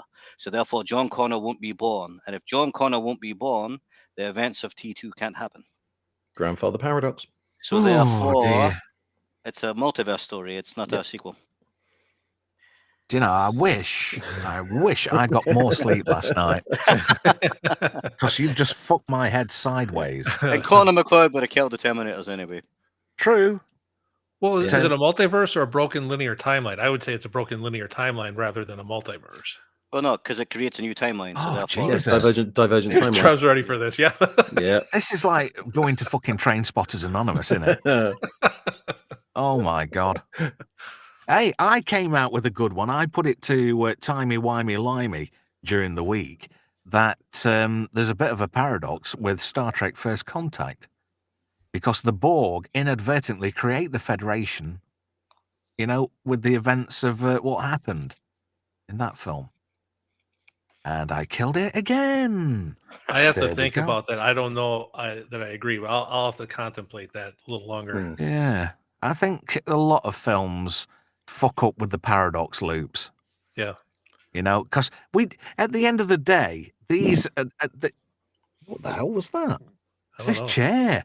I've really, I've got a tape machine down here and my chair keeps rubbing at the side of it. And I don't want people on the re-rub thinking I'm farting, and I'm not. It's like you're recording your own farts for posterity. Oh, no, it's just a pet project. Squeaky, crappy vinyl. At least it's not gone up my shit pipe this week. That's a bonus. That's a plus, yeah. Yeah.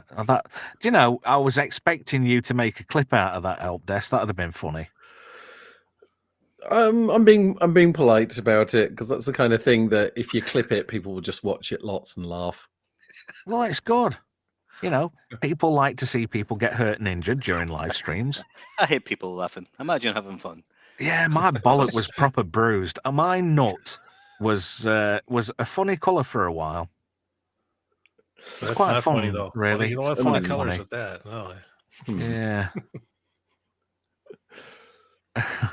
I think we're done. I think we've set timey-wimey-limey off. You can change the laws of physics, but you can't change them twice in one franchise. Well, there is that. I think the fact that laws of physics means you can't change them anyway. He says Star Trek contradicts its own made-up rules every other episode and movie. No, I would disagree with that. Again, let me contemplate that. That'd be a separate stream. Yeah.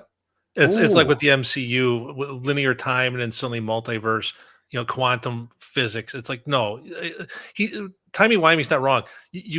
There is a set rule of physics. You're either going to stick with one theory or the other. You can't just decide, well, crap, Hollywood's dead. All right, I forgot this quantum time. What? And then you got the multiverse, like what Melvin was talking about. No. Oh, there we go. I have an opinion on it. Sorry. Timey-wimey says T1 is a closed loop, and that's a demonstrable fact. Yeah, time travel is not real, so it's not. Oh, thank you.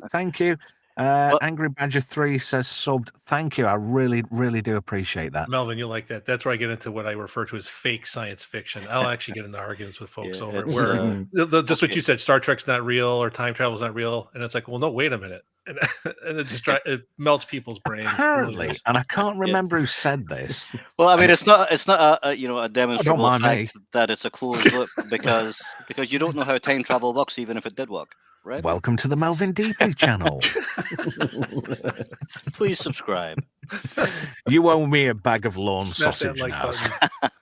You are fined 1 bag of lawn sausage and a trip to the ice cream van. John Spartan.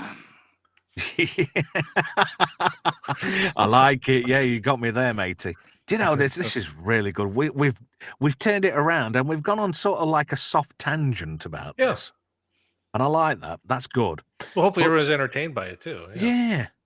The best thing about T1, right, the Terminator, is the fact... Oh, just before I mention this fact, I must point out, my ex-sister-in-law was really mad on the Terminator.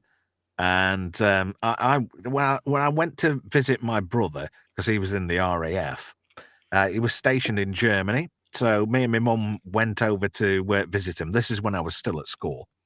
And I was introduced to the Terminator in 1986. She was absolutely obsessed with the Terminator. So I have a nephew. My first nephew, his name's Kyle. The second one she had is Reese. Oh, so, no. Yeah. Wow. Yeah. So I've got a nephew called Kyle. The other one's Reese. And I was just about to go off on this other tangent. The best thing I like about Terminator is the gun shop scene with Dick Miller. You sure know your guns, pal. Anything else? Phase plasma rifle into 40-watt range. Just wait to see here, pal. That is just... He just nonchalantly responds to him. But I saw a short video on YouTube earlier today where this guy says it's a logic flaw. And the reason he said it was a logic flaw is because the Terminator has, explicit knowledge of our time and the guns available at the time. So was the phase plasma rifle in development? And it was a secret, but it was known to Skynet. So it could be. You've not got one of them behind the counter, have you? Nudge, nudge. Yeah. For special customers. Cool. The Dick Miller scene in Terminator was very similar to the one in The Howling as well, wasn't it? Not Brian says Dick Miller was in The Terror with a young Jack Nicholson. That's a good fact. I like that. Yeah, Dick Miller, he was, thankfully he was in a lot of Joe Dante movies. And he popped up here, there, and everywhere. He was a great character actor. And I mentioned this when we did the Inner Space stream. He was actually a PhD. He had a PhD in psychology. And I killed it again. That's 3 for 3. I'll be on a Because there's baseball not really card enough- soon. I was drinking some water. Sorry. I'm gonna Trev, have to you do say a something. baseball Put the card. There's punchline no way on we the can answer it. psychology gag. Go on, Help Desk. You were saying I didn't quite. Oh, sorry. No, I was just saying that sometimes you say something. There's not an answer we can give, so we sit there going, "Oh, right, yeah, okay." Yeah, you're all sat Fair there enough. going, "I wish you shut the fuck up." MC says could have been a military secret, or someone already had one, gone back in time with it. Well, you can't because only flesh can travel through time, nothing metal, which makes me laugh about the Terminator. Surely, if nothing metal can go back, even if it's a cyborg and it's covered with artificially grown skin and blood and muscles, wouldn't the flesh just go back and the robot would be left behind? Yeah. If you want to be Yeah, that's what I nitpicky was about thinking. it, And if you could do that, they could have just took a meat bag, and filled it with guns. Sent those back as well. yeah. Yeah, the meat Faraday cage. You don't need to engage your fucking brain, do you, to enjoy a movie? No. Just leave your brain and don't question things. I think that's the thing now. Pop culture as a whole, and because we're nerds, we've sort of got to the point where we can pick fault with things. And we really shouldn't, because that spoils our own enjoyment of watching these kind of films, questioning everything. I think to a point, but in the past, we probably were picking out the same things. I would pick out things in Star Trek that I would realize from a prior episodes, like, wait, this doesn't make sense. And so my girlfriend at the time would say, nerd alert, that sort of thing. Now, I think it's more pronounced because film writing is so poor and the films are of such lacking of quality that you or I or Melvin or Help Desk will see a film and will point something out, and then you'll have the inevitable on the internet. Well, you're a misogynist. You're this. You're that. It's like, no. I'm objectively looking at your product, and I think your product is garbage. And as a consumer, I have a right to say it's garbage. I also have a right to not spend my money. So I think we're the same people we were 20, 30, 40 years ago. It's just that because Hollywood has driven off the rails, our opinions have become more pronounced. Oh, dear. Yeah. I'm not laughing at you, Gamer. I'm laughing at Brian. He's put a dead classic. skin suit arrives like Katie Price at a party. That shit up. Love it. That is a great comment.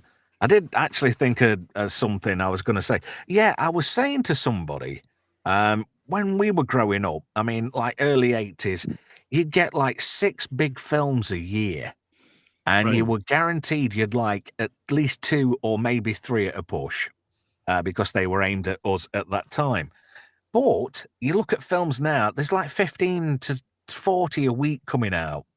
And they're banging these films out, and everything's so derivative of something else. You watch a film and you go, I've seen that before. I'm at the age now where I can pick things out and say, that's already been done. I've seen that before. They're rehashing that. That's everything, though, isn't it? That's everything. There's no creativity left. Everything's Hollywood just point with the remakes. Like Hollywood keeps chucking shit at the wall, and they're hoping something's going to stick.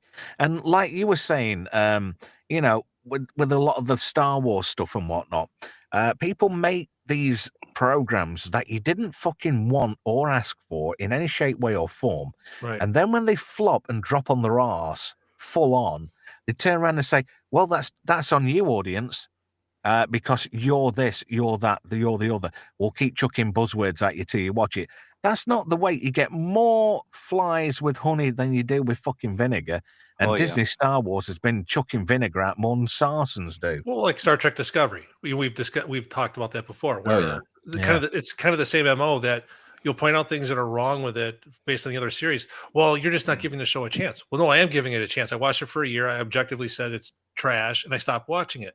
Well, it's like the MCU, and like you say with Star Wars, it's everything. With Discovery, I gave it every chance. I didn't quit until season 3, and I didn't mind season 1. But, I didn't mind season 1 either. Like I say, I watched season 1. And season 2, I just like enough. I'm still convinced that with Discovery, it wasn't a Star Trek show. They had a show, and they went, "No one's going to watch this. Let's stick a license on it so that it's a recognizable name." Yeah. And that's the only reason why it's Star Trek Discovery. Other than that, it would just be people in space. MC says too much quality Too much quantity, sorry, Yeah. and not enough quality, which Yeah. it is true. Geek Hero Bubba says, and they neglect the fact that just because something is or not woke does not mean we won't pick it apart for normal poor writing and lack of quality. This is true. Sword in the Storm says you get more flies with shit. No shit is what I would say. Hello, File 13. Thank you for joining us. 13. And MC says everything is diluted. It is to an extent, but 90% of it is everything's shit now. Yeah. And it is. Like that saying goes, if it's shit, it's shit. And I think a lot of what comes out these days is just pure shit. There's no two ways about it. Yeah. I mean, That's- a movie that I'm looking forward to in June is the Ballerina film, and I guess we'll find out if I'm wrong. My It's son not a and I have TV seen- series. Isn't it a TV series? No, it's the John Wick film, sequel. the John Wick The movie. ballerina. Yeah. I thought it was a Yeah. TV series. I didn't know it was a film. No, Yeah. it's a film, yeah. So my son and I are going to give it a shot, but I may can't be imagine you corrected waiting and for a come John back on Wick. here and say that it's absolute garbage, but we'll see. What? Right, just I mean, you really love that sort of franchise. Yeah. So, what's your take on Nobody then? Isn't that supposed to be a bit of a loose connection between Nobody and John Wick, I haven't seen that. or is it just because it's a writer associated with John Wick that did Nobody? Well, it's supposed to be in the same setting. Universe. Yeah. Yeah. Yeah. But It's like the show theoretically, that's on everything should be set Peacock. in the same It's a universe, spin-off. right? That's Yeah. that's the nature of universes, I suppose. As long as you're not doing a multiverse story. And as timey-wimey-limey knows, and I know too, that Alien is set in the same universe as Blade Runner. Because there's a clip somewhere, and it's online, where Guy Pearce did all the Peter Whalen stuff.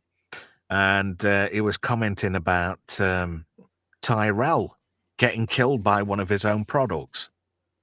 And he refers to him as a poor bastard. Huh. Yeah. Interesting. No, but I'll have to look into that spin-off you mentioned, Trev. I actually hadn't heard of it prior until you just mentioning it now. The I'm Tom- familiar with the movie, Peacock you- series only. You'll like it. I It's- don't think we get Peacock over here, do we? I don't think You so. might. They've I'm got tight with Premier Peacock. League, so I don't know why they wouldn't be over there There's too. so many different ones now. It's almost impossible to tell what you do and don't pay for. Yeah. And as Tom says, and now with Prime, essentially, you're paying for 50 different TV channels full of shite with a few gems. Yeah. And it's Yeah. true. If you're paying for Disney Plus, you're basically paying to watch Bluey. Yeah. Ultimately, that's it. When somebody said to me they were going to watch a Bluey, and I'm like, what? That meant something else to me. MC says you can't polish a turd. That's true, is that? Well, they did that on Mythbusters, but I won't go there. Yeah, you can Yeah. freeze dry it. You could probably turn it into Well, a Hulk diamond. does for Daredevil. You can go episodes 1 and 2, and then go to 5 and 6. You can skip 3 and 4. Do you know I've given up on so many TV shows? Mm. I watched Daredevil, and I got about 17, 18 minutes in, and I thought, fuck this shit. And with Reacher, I got to episode 3, and I just thought, no, I'm fucking done. And The I only enjoyed thing- Reaper season. Reaper. See, for Reacher. Daredevil, I'm in for the dime. I'm in for $1. I'll watch it to the conclusion. Like it's gotten better. The slowness is gone. Now the question is, how do they finish? The trailer, excuse me, Help Desk was talking about, if you're paying for Disney Plus, you're paying for Bluey. I'm in for two things: the Daredevil and for Andor season 2, which comes out in 3 weeks. The latest trailer, after they ditched the ridiculous music and just made it feel more Andor-ish, Yeah. it looks outstanding. My son was watching with me when it came on, and it's like, ooh, this looks good. And you can tell it's a lead up to Rogue One, and that I'm fine with that, having watched season 1. So I'll be interested to see how this plays out too. I'm dreading summertime this year. I'm going to stick a thumbnail up for a video that's upcoming, right? Yeah. And I'm kind of dreading what they're going to do with this. Alien Earth. Yeah, completely destroy the Alien franchise. Yeah. And It's I The don't, last film did a good job of that, though, didn't it? yeah. That's true. Oh, the last 2 films. Do you know something? This is weird. A lot of people hate AVP2 Requiem, but I actually quite enjoyed it just for the cheesiness. I like it. I like it. Very silly. And it was a good advert for amateur radio too, because they were advertising, I think it was an ICOM HF set, if you're into that kind of thing. If you know, you know. I love HF. I love shortwave. I'm not afraid to say it. I fucking love shortwave. I haven't done shortwave in years, but yeah, I finally got Kenwood 9000. I finally got my long wire back up in the air today, and I was really overjoyed. And then cool. I went in my shack, and I listened to the Shannon air weather on 5.5 megahertz just for laughs. That's really, really hardcore. Then you're hardcore. Yep. Yeah. Anyway, moving swiftly on. Yeah, I'm kind of apprehensive about Alien Earth. It's like, what are they going to do with that? It's set 2 years before Alien. It's set in 2120. Yeah, God. I don't like it when they do that. So then you're going to go, all these references, and you're probably going to see like young Dallas or something. It's going to be a load of shit. Yeah. Well, he'll only be 2 years younger than what he was in Alien. And he would have already been on the trip to Thedas by that time. Oh, you're going to see Dallas's brother, Jeff Dallas. Keith. Corbin Dallas. Keith Della. You'll see the Spirit of Dart player Keith Della in the future. Yeah. Nigel Dallas. Kenny Dallas. Hey, how's it going there? I'm Kenny Dallas. My brother's a starship captain, which ain't easy, because when he went to LV-426, it was murder. I'm worried about it. I understand that reference. I don't know how it's going to play for you. Anyway, it just made me think of Lionel Stander, who was Max in Heart to Heart. He was also the voice in Cup in Transformers the movie from 1986, which, strangely enough, is our film for next week. Roll out, Autobots. One shall stand, one shall fall. Let's be honest. Why throw away your life so recklessly? It's not a film. It's a cartoon. Fuck off. I fucking love it. I cried at that. When Optimus Prime died, that made me cry. I've only ever cried at two films. The first one being Transformers the movie, and the second was Star Trek 3. When the Enterprise blew up, that fucking wrecked me. Oh, yeah. I love that ship. I love the refit. In fact, I love the refit more than the original Constitution class Enterprise. I would take Picard's Enterprise because it's got a holodeck. I'd have to go for the Enterprise E, to be fair. Yeah. I like the Sovereign class better than the Galaxy class. Well, it's a bit too small. I mean, it's got quantum torpedoes, but it's just a bit too small. Well, if I was going to pick any ship, it'd have to be Excelsior. She's my favourite. Wasn't there a future? Why do you scoff, Graham? Enterprise? Well, the NX-2000, the transwarp ship that never works. It only fucked up because Scotty took days out of her main transwarp drive computer. From one doctor to another. Oh, no, sorry. From one surgeon to another. There we go. That's it. Yeah. One part, and he disabled the starship. The whole thing. There was AA batteries. He took 4 AA batteries out of that computer, and it made it go till. Yep. There's some good comments coming in. There is. Sword in the Storm says, oh, yes, Transformers 86. Definitely. Yep. And it says again, Sword in the Storm, the only Transformers movie worth bothering with. Yeah. Pre-Michael Bay. Goes on. Prime died all the fucking time. He had more comebacks than Shawaddy Waddy, didn't he? Or if you want to put it in a Parks and Recreation kind of frame, he had more comebacks than Kim Kardashian. Yep. He had a lot to come on about. Yep. Geek Hero Bubba says, Melv, cartoon films are still films. Not on other cartoons. Oh, there we go. Glad to sort that out.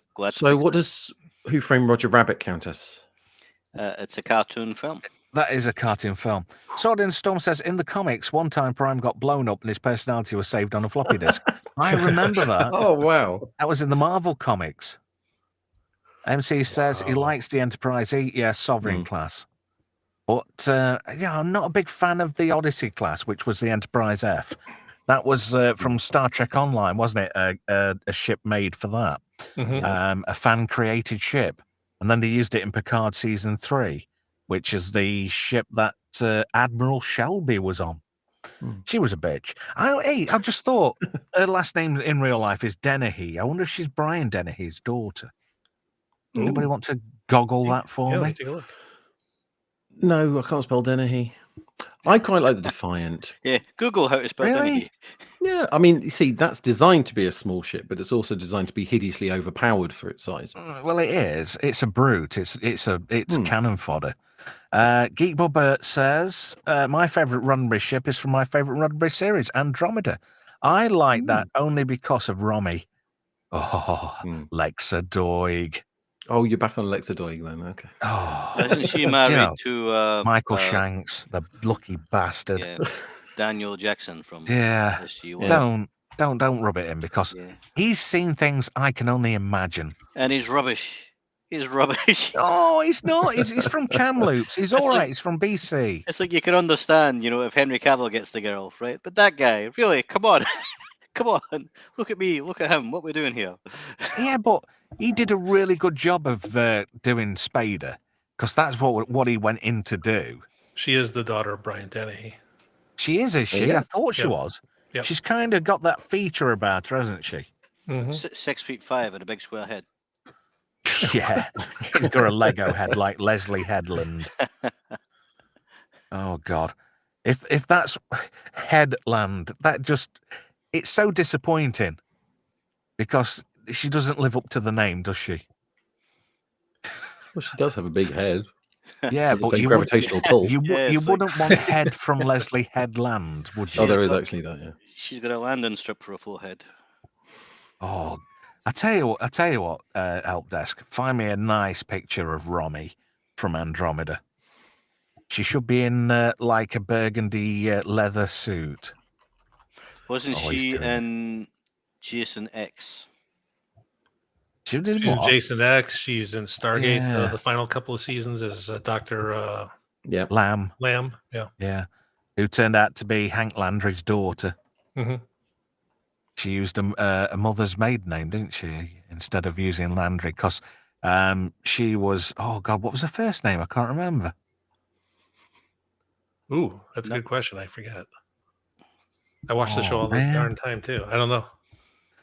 Oh, let's say it's Vicky. She looks a kind of sticky Vicky, doesn't she? Sweaty Betty. Sweaty Betty, have you seen her tits? They're magic. There we go. That's more Scunthorpe, I think. I could do a passable Les Dawson, maybe. I don't know. We're dragging it out here a little bit. I didn't expect us to go this far, but I tell you what, we'll go till 2 hours and 10 minutes or 15, and then we'll call it. Anybody in the chat got anything else they'd like to say? The only thing I haven't said so far is that there's only one thing I'm looking forward to coming out this year. It's in September, and it's the Spinal Tap sequel. Oh yeah, with Harry Shearer. Exactly, yeah. The guy what does the voices. I'm I'm a bit fed up of it's just all I see is Smithers and Mr. fucking Burns, basically. True. But I mean, although it's a sequel to a classic. It movie, is. Which all the more reason why they should have left it alone. Yes, I agree, Malv. I Although Harry Shearer makes a cameo in Wayne's World, doesn't he? He's that DJ, that handsome Dan. Yeah. That's right, yeah. All right, he's doing it like that. Radio presenters don't, some do, but the only reason, right, and this is a thing, right? The equipment at the transmitter site, the audio compression stuff, when you were coming out of songs, in olden times, you were fighting the compression to be heard over the music. So that's why they did that like that, because they were trying to compete with the compression, the audio compression. And Gamer might actually know that fact. I'm not sure. I didn't know that fact, but I knew people in radio that would, hi there, weather on the fives, that talking with the voice like that. Well, you might be aware of Optimods and things of that ilk. Maybe. It's been so long. You could make up a word. I think. I think. I mean, back in the day, we said the carts and still reel to reel. Carts! I remember carts. Audio pack AA3s in that lovely blue, transparent blue color. You could see the tape going round. Yep, and you clean it with an electromagnet. Yeah, that's it. Yep. You could stick it in the cart machine, and it got and it'd be getting rid of what was. It was basically scrubbing the tape. Yeah. Oh wow, 1/4-inch tape in basically an 8-track, because that's all carts were. Basically, I mean, I remember even in the studio, like editing film too, and just giant machines. And this is like when VHS and Beta were competing with each other, but to do the video editing for sound, the carts were gigantic. I don't know what the size was, but I remember having to do that when I was in college, But yeah, reel to reel. So yeah. Oh. And there were still there were still turntables. Yeah. Yeah, you guys had different technology to what we used over here. Yeah. But it was all good stuff. And I used to love messing around with all that stuff. Well, I was in the shortwave before that. You were mentioning shortwave. I was, in the listening to Radio Deutsche Welle, the BBC, just listening to stuff around the world, and you'd pick off people that would also be doing their ham stuff, and it was fun. Oh, there you go. That's Romy. Not particularly a good image, but that's Romy, Lexa Not Doyle. bad. Yeah, there are better pictures. pictures. There are better pictures. Yeah. Oh, I found a better one. There we go. Oh, it's one of them web per. But you can change it to a JPEG, can't you? If I can still say, if you ever get one of those WebP files, just save it as a JPEG. It still works. Yeah. Well, the web files work okay. It's the AVIF files I have problems with. Oh, AVIF, they're terrible. Then that's better. But most things, a web file just works the same as a JPEG. I don't have any problems with them. She's half Filipino. What half? Do you know what Michael Shanks also appeared in Andromeda? Yes, he did as another AI, didn't he? Yep. A warship, and that's where he fell in love with her. That's where the romance started. Yeah. He was in Elysium too. Not many people know that, but he was in Elysium, the Matt Damon movie. Yeah, he was. Yeah. Huh. I'll have to go back and watch it again. He was on board Elysium. He was one of the guys in the control room. Huh. There you go. The more you know. Yeah. No, Help Desk was talking about the films coming out this year. Outside of that, like say Ballerina, and then the rest of the year is just a tumbleweed. I can't think of a film I want to watch this year. You just reminded me, in one of the John Wicks, the ladies that send out the information about the hits? Yes. There's a Commodore VIC-20 in one of the scenes. Is there really? That. Yeah. Ooh. The ladies typing on the computers when they were I can't remember which one it was, where they kept putting the money up to get John Wick. Yeah, raising the bounty. Yeah. Yeah. Which one was that? Was that 3? That would have been 3. Well, 2 ends with the whole Central Park. So I guess it would be 3. Yeah, it was. When everybody stops and they're staring at him, he's running with the second dog that he has in the rain. Yeah. Yeah. Because then that's the movie with what's her name? Halle Berry. Yeah, because thingy Adrian Panicki, she's in the first one, isn't she? The woman who plays crikey, in Orville, in the Orville. The blonde woman who's the second in command. I can't think of her name. Yeah, but she had black hair. She was the one in the leather gear when she was fighting with John Wick in his room. There you go. Okay, I didn't know that. All right. The Continental. Yeah, she has black hair. You're right. Yeah. Yeah. I can't remember her name now. Oh, dear. Is anybody excited in the chat for Transformers the movie next week? Because I've already done the groundwork. Brian's been really slogging his guts out on the slides and whatnot, and on the back door things. And, you know, I thought I'd make things a bit easier and do some of the legwork this coming week. So he didn't have to. So he could have a week off. But he really does bust a gut. And Melv, I've got to tip my hat to you as well, matey. You are a font of knowledge. And I appreciate you sharing that with me. Do you remember what Harry Crumb said? When the guy said, "You're a font of knowledge, Mr. Crumb," and he said, "I'm fond of many things." Oh, yeah. MC says about Adrian Panicki or whatever her name is. She was in the failed TV version of Wonder Woman. Yeah, she was in a pilot for that, wasn't she? Oh, God. Was that the one where the outfit was worse than you see in most porn movies? Yeah. Yeah. Really bad. Sword that in the I've Storm seen. says she was also in Agents of S.H.I.E.L.D. too. I lost the thread with that. You know, when season 1 ended and then season 2 started and there was a mid-season break, I kind of didn't go back after the break. Was that with the whole suddenly everyone was Hydra? Or was that in one of the later seasons? Yeah, it was the one where Coulson had basically found out he died. Yeah. In Avengers.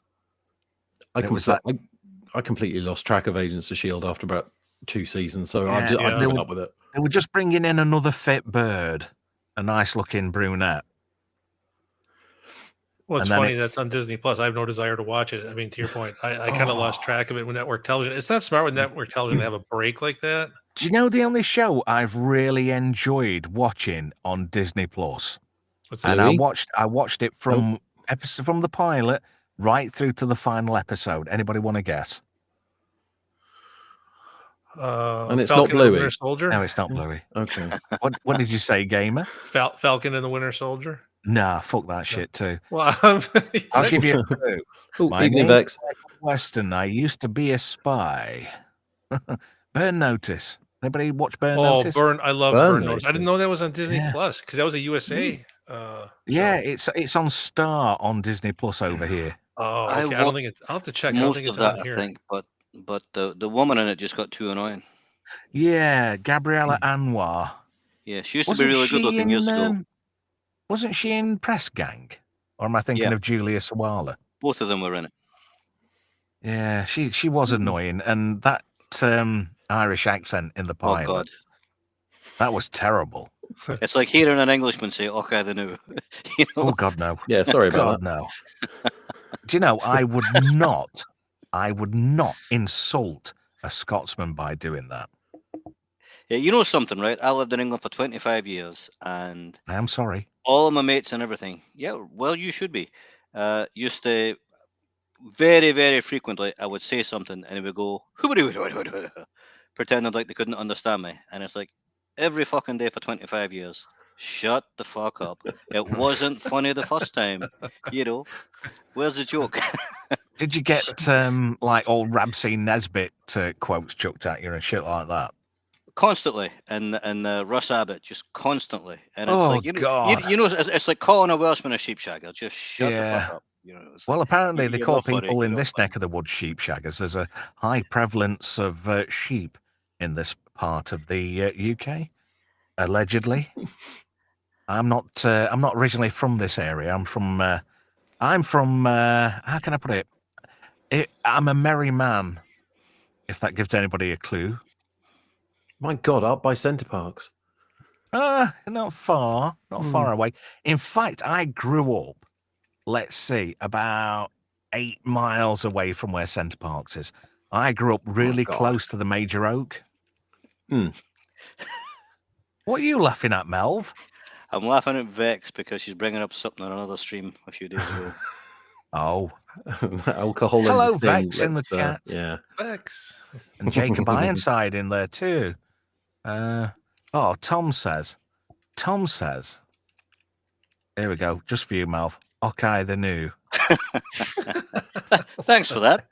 I bet that never gets boring. I bet you've never had anybody ever say that to you. Never. I'm not even sure what it means. I might have to What Google is the biggest Scottish cliche English people or people in general chuck at you? It's okay then. Oh, for God's sake. Oh, Oh yeah, and the Crankies. They're always bringing up the Crankies. oh, for fuck's They sake! said that was 50 fucking years ago, and it was shit. Nobody watched it. Stop it. Look, what Nicola Sturgeon did back then is entirely her own business. Oh dear. Oh, I love that meme what went round about Nicola Sturgeon being Jimmy Cranky. Could be Yeah. though. I think it's possible. There is a Yeah. likeness. Oh dear, that just seems wrong, doesn't it? In hindsight, a bloke married to his son, which is actually really his wife. Yeah. Have you ever met the Crankies? That's a For weird anyone, yeah, I was going to fetish say if for you- anyone in the chat who doesn't know what the Crankies is, that's just going to sound even more weird than it actually is. Well, they're just a cliche of a Scottish. He's a Scottish single parent, isn't he? Yeah. Because you never see the mother. Yeah, in Scotland that would be the other way about though. Yeah, very the ba- popular on Crackerjack back in the day with Stu Francis or Stu Pop. He's dead, isn't Who's Stu Francis? he? Yep. He'll not be crushing a grape now, then, will he? Well, not in the way he used to. No. Oh God, this is very bizarre. Sword in the Storm says apparently the Crankies were mad swingers. Can you confirm that? Because can you imagine How did he that? join in? Oh dear. Can you imagine that? Going to a swingers party and you're like looking at this ginger lass and like, you look like a 12-year-old boy, love. Brian says, I saw the bloke from the Crankies, that'd be Ian Cranky then, in Suchi Hall Street. Did I pronounce that right, Melv? Socky Hall Street. There we go then. It's one of the two big main streets in the centre of Glasgow, Socky Hall Street and Argyle Street. MC says Crackerjack. Ooh, I could crush a grape. If you look back at them shows, they were fantastic back in the day, but if you watch them now, they look utter shit. Just look at Cheggers Plays Pop. Yeah, Saturday morning kids television. Made on a Crackerjack total shoestring budget. Crackerjack was a weekday program, love. Same thing. Blue But Peter. it was, yeah, the live shoestring budget, just audience, keep kids entertained for half an hour. It was basically the generation game, but for kids. Yeah. So it's What is this, like Captain Kangaroo in the United States? But I don't know. It was just like a madcap kids show, like lots of sketches and shit. It was like a game show, Crackerjack, wasn't it? It was a kid's game show where you won toys and shit at the end. Yeah. Oh dear, Sword in the Storm, get out my fucking head. It says here, Cheggers Plays Cock, small. I wonder if I can find a picture of Naked Jungle with Keith Chegwin with the first game show on Channel 5 when it launched back in Easter 1997. I'm still scarred to this day. Oh my God. He made me look hung, though. How bad's that? Oh dear God. Cheggers Plays Cock. Cheggers Plays Cock. I think he was the only celebrity at the time who wasn't fiddling. Him and Noel Edmonds and John Craven, I think, were totally above board. But I don't know. There's still something weird about Noel Edmonds I don't like. Yeah, he's a bit. He's that far up his own arse, he's hanging out of his own mouth. He believes he's a nice guy. Having facial hair is okay, right? If you can't be arse shaven or whatever. Or in my case, like a few years ago, I was walking in a freezer, so you actually needed it, right? But see somebody who grows a beard and then trims it and stands in the mirror and trims that beard, or somebody who just has a mustache. And I'm probably insulting people in the chat here, but what's wrong with you? What's wrong with you? It's, oh man, this makes me look so good, trim my hair, or the big Mexican mustache and the trimming that. It's like, Jesus, why would you think that makes you look good? Stop it. Brian says Cheggers was too drunk to fiddle with anything. I agree. Because he liked to drink. MC said he felt like a porn star compared to Cheggers' cock. And Sword Stone says he couldn't fiddle with his micro penis. It was titchy. Although saying that, though, I don't think it's because I'm horrendously fat now, but my cock just looks like a third ball. Next time I go to the nurse and she checks me, she'll probably start fucking juggling. Which one's the cock? Which one's the cock? Is it the one in the middle? Is it the one on the left? Do we know? Do we care? No, we fucking don't. Put a couple over each of them and start moving them around. Oh dear. How did we get here?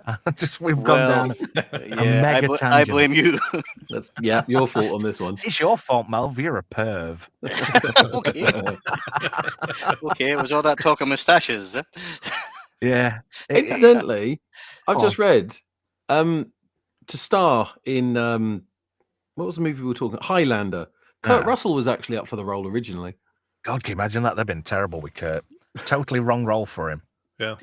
Yeah, I reckon. But I don't know. It's Christopher don't Lambert now, think so that's It's Lambert. It's It's Lambert. hard to put somebody else in it. Lambert. Yeah. Lambert. Come on, beer. I think we're done. Yeah. It's like Anyway. Steven Seagal is Casey Ryback. Nobody's ever going to replace that man. Nope. Fuck Steven Seagal in his fat, stupid ass.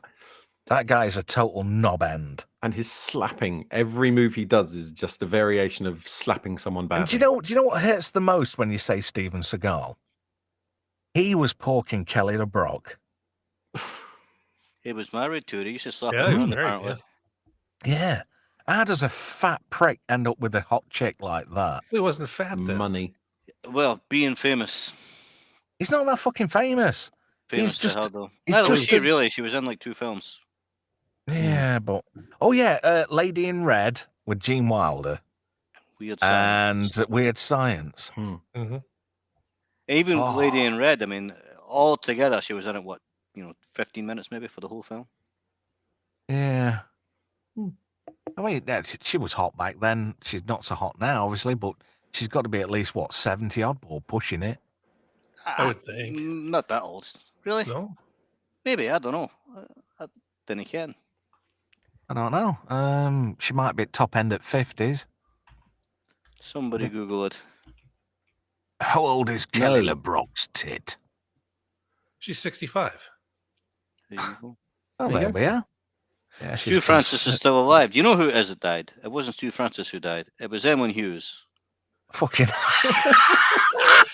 I always found them two very similar in that they were really not funny, but they were always trying to be. Emily News, fucking hell, Jesus. Just had a Steven funeral Seagal, for the wrong 72. person. Fucking hell. I was just about to send Stu Francis's mate a condolences message. I'm glad I didn't. Vanessa so Angel. sorry. Fucking hell, so sorry, Emily you're dead. News. Jesus, that's fucking Yeah. made me snot, Melv. Yeah. You've done me. Just said your I'm- condolences that Emlyn Hughes is dead. Oh, God. He'll understand. Right, thank you, everybody. Melv's fucking done me. I just can't. Fucking Emily News. Oh, dear. I might see you Wednesday. I'm not quite sure. A lot of people have said I should bring Fubar back. What do you reckon? Let's call it. Do I do Wednesday or do I bring Fubar back? I'm a Fubar Friday fan, so Help desk. I like both. If I have to pick one, I'd say Fubar just because I've done more Fubars than Wednesdays. Mm-hmm. What do you reckon, Melv? Should I bring Fubar back? I think Freddie's going to get you more traffic. I think Freddie's a better night. I'd get more traffic stood out middle at fucking M1, I think. It's early days, man. It's early days. I don't think that the Sword in the YouTube Stone stats says are much to Fubar. go by. What do you reckon, chat? Do I think fuck it to Wednesday and just bring yeah. because how many people did we have on that last Friday? Would you have 10 in the room or 9? Yeah, We had 9 or 2. Well, me Nine. and 8. yeah. MC said he's usually out Friday. Well, lucky you jammy bastard. You I having don't a know. social life. Huh. I think Friday. Bill Beaumont says Tom in the chat. Yeah, I think fuck it. We'll yeah. There's always the re-rub. Yeah, we'll do that. We'll fuck it. We'll skip Wednesday and just bring Friday back. Season 2 of Fubar Friday starts this coming Friday. Nice. God knows what we'll be talking about because it's one of the shows where we just totally rely on tangents. So Talk about origins of Hawkeye the New. no. Who was the first person ever to say it? It's not really a Scottish phrase. Stanley Baxter, Mm. probably. Hootsman. Yeah, whatever happened to Stanley? Is Stanley Baxter still with us? Oh, he died. He'd be 100 if he was alive. Yeah, I used to like Stanley Baxter. He was quite funny in a very inoffensive way. He was. It was like he was family friendly.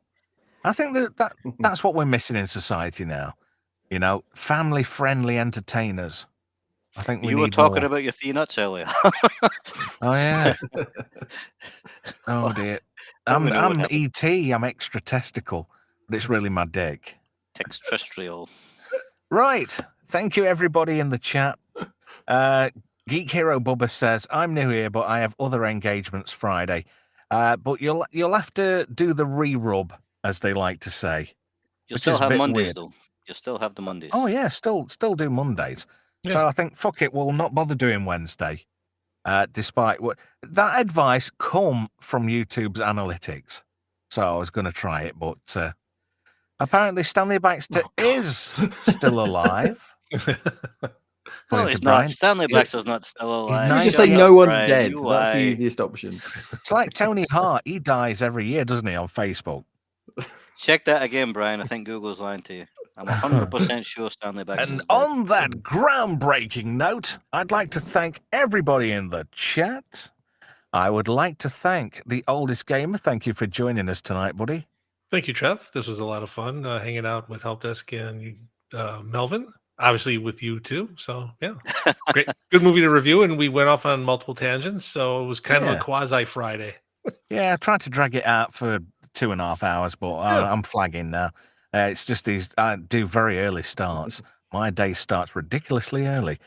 Thank you, the Immortal Help Desk, as always, sir. I hope you get to watch this film. Oh, I will do. I shall find a copy and I will watch it.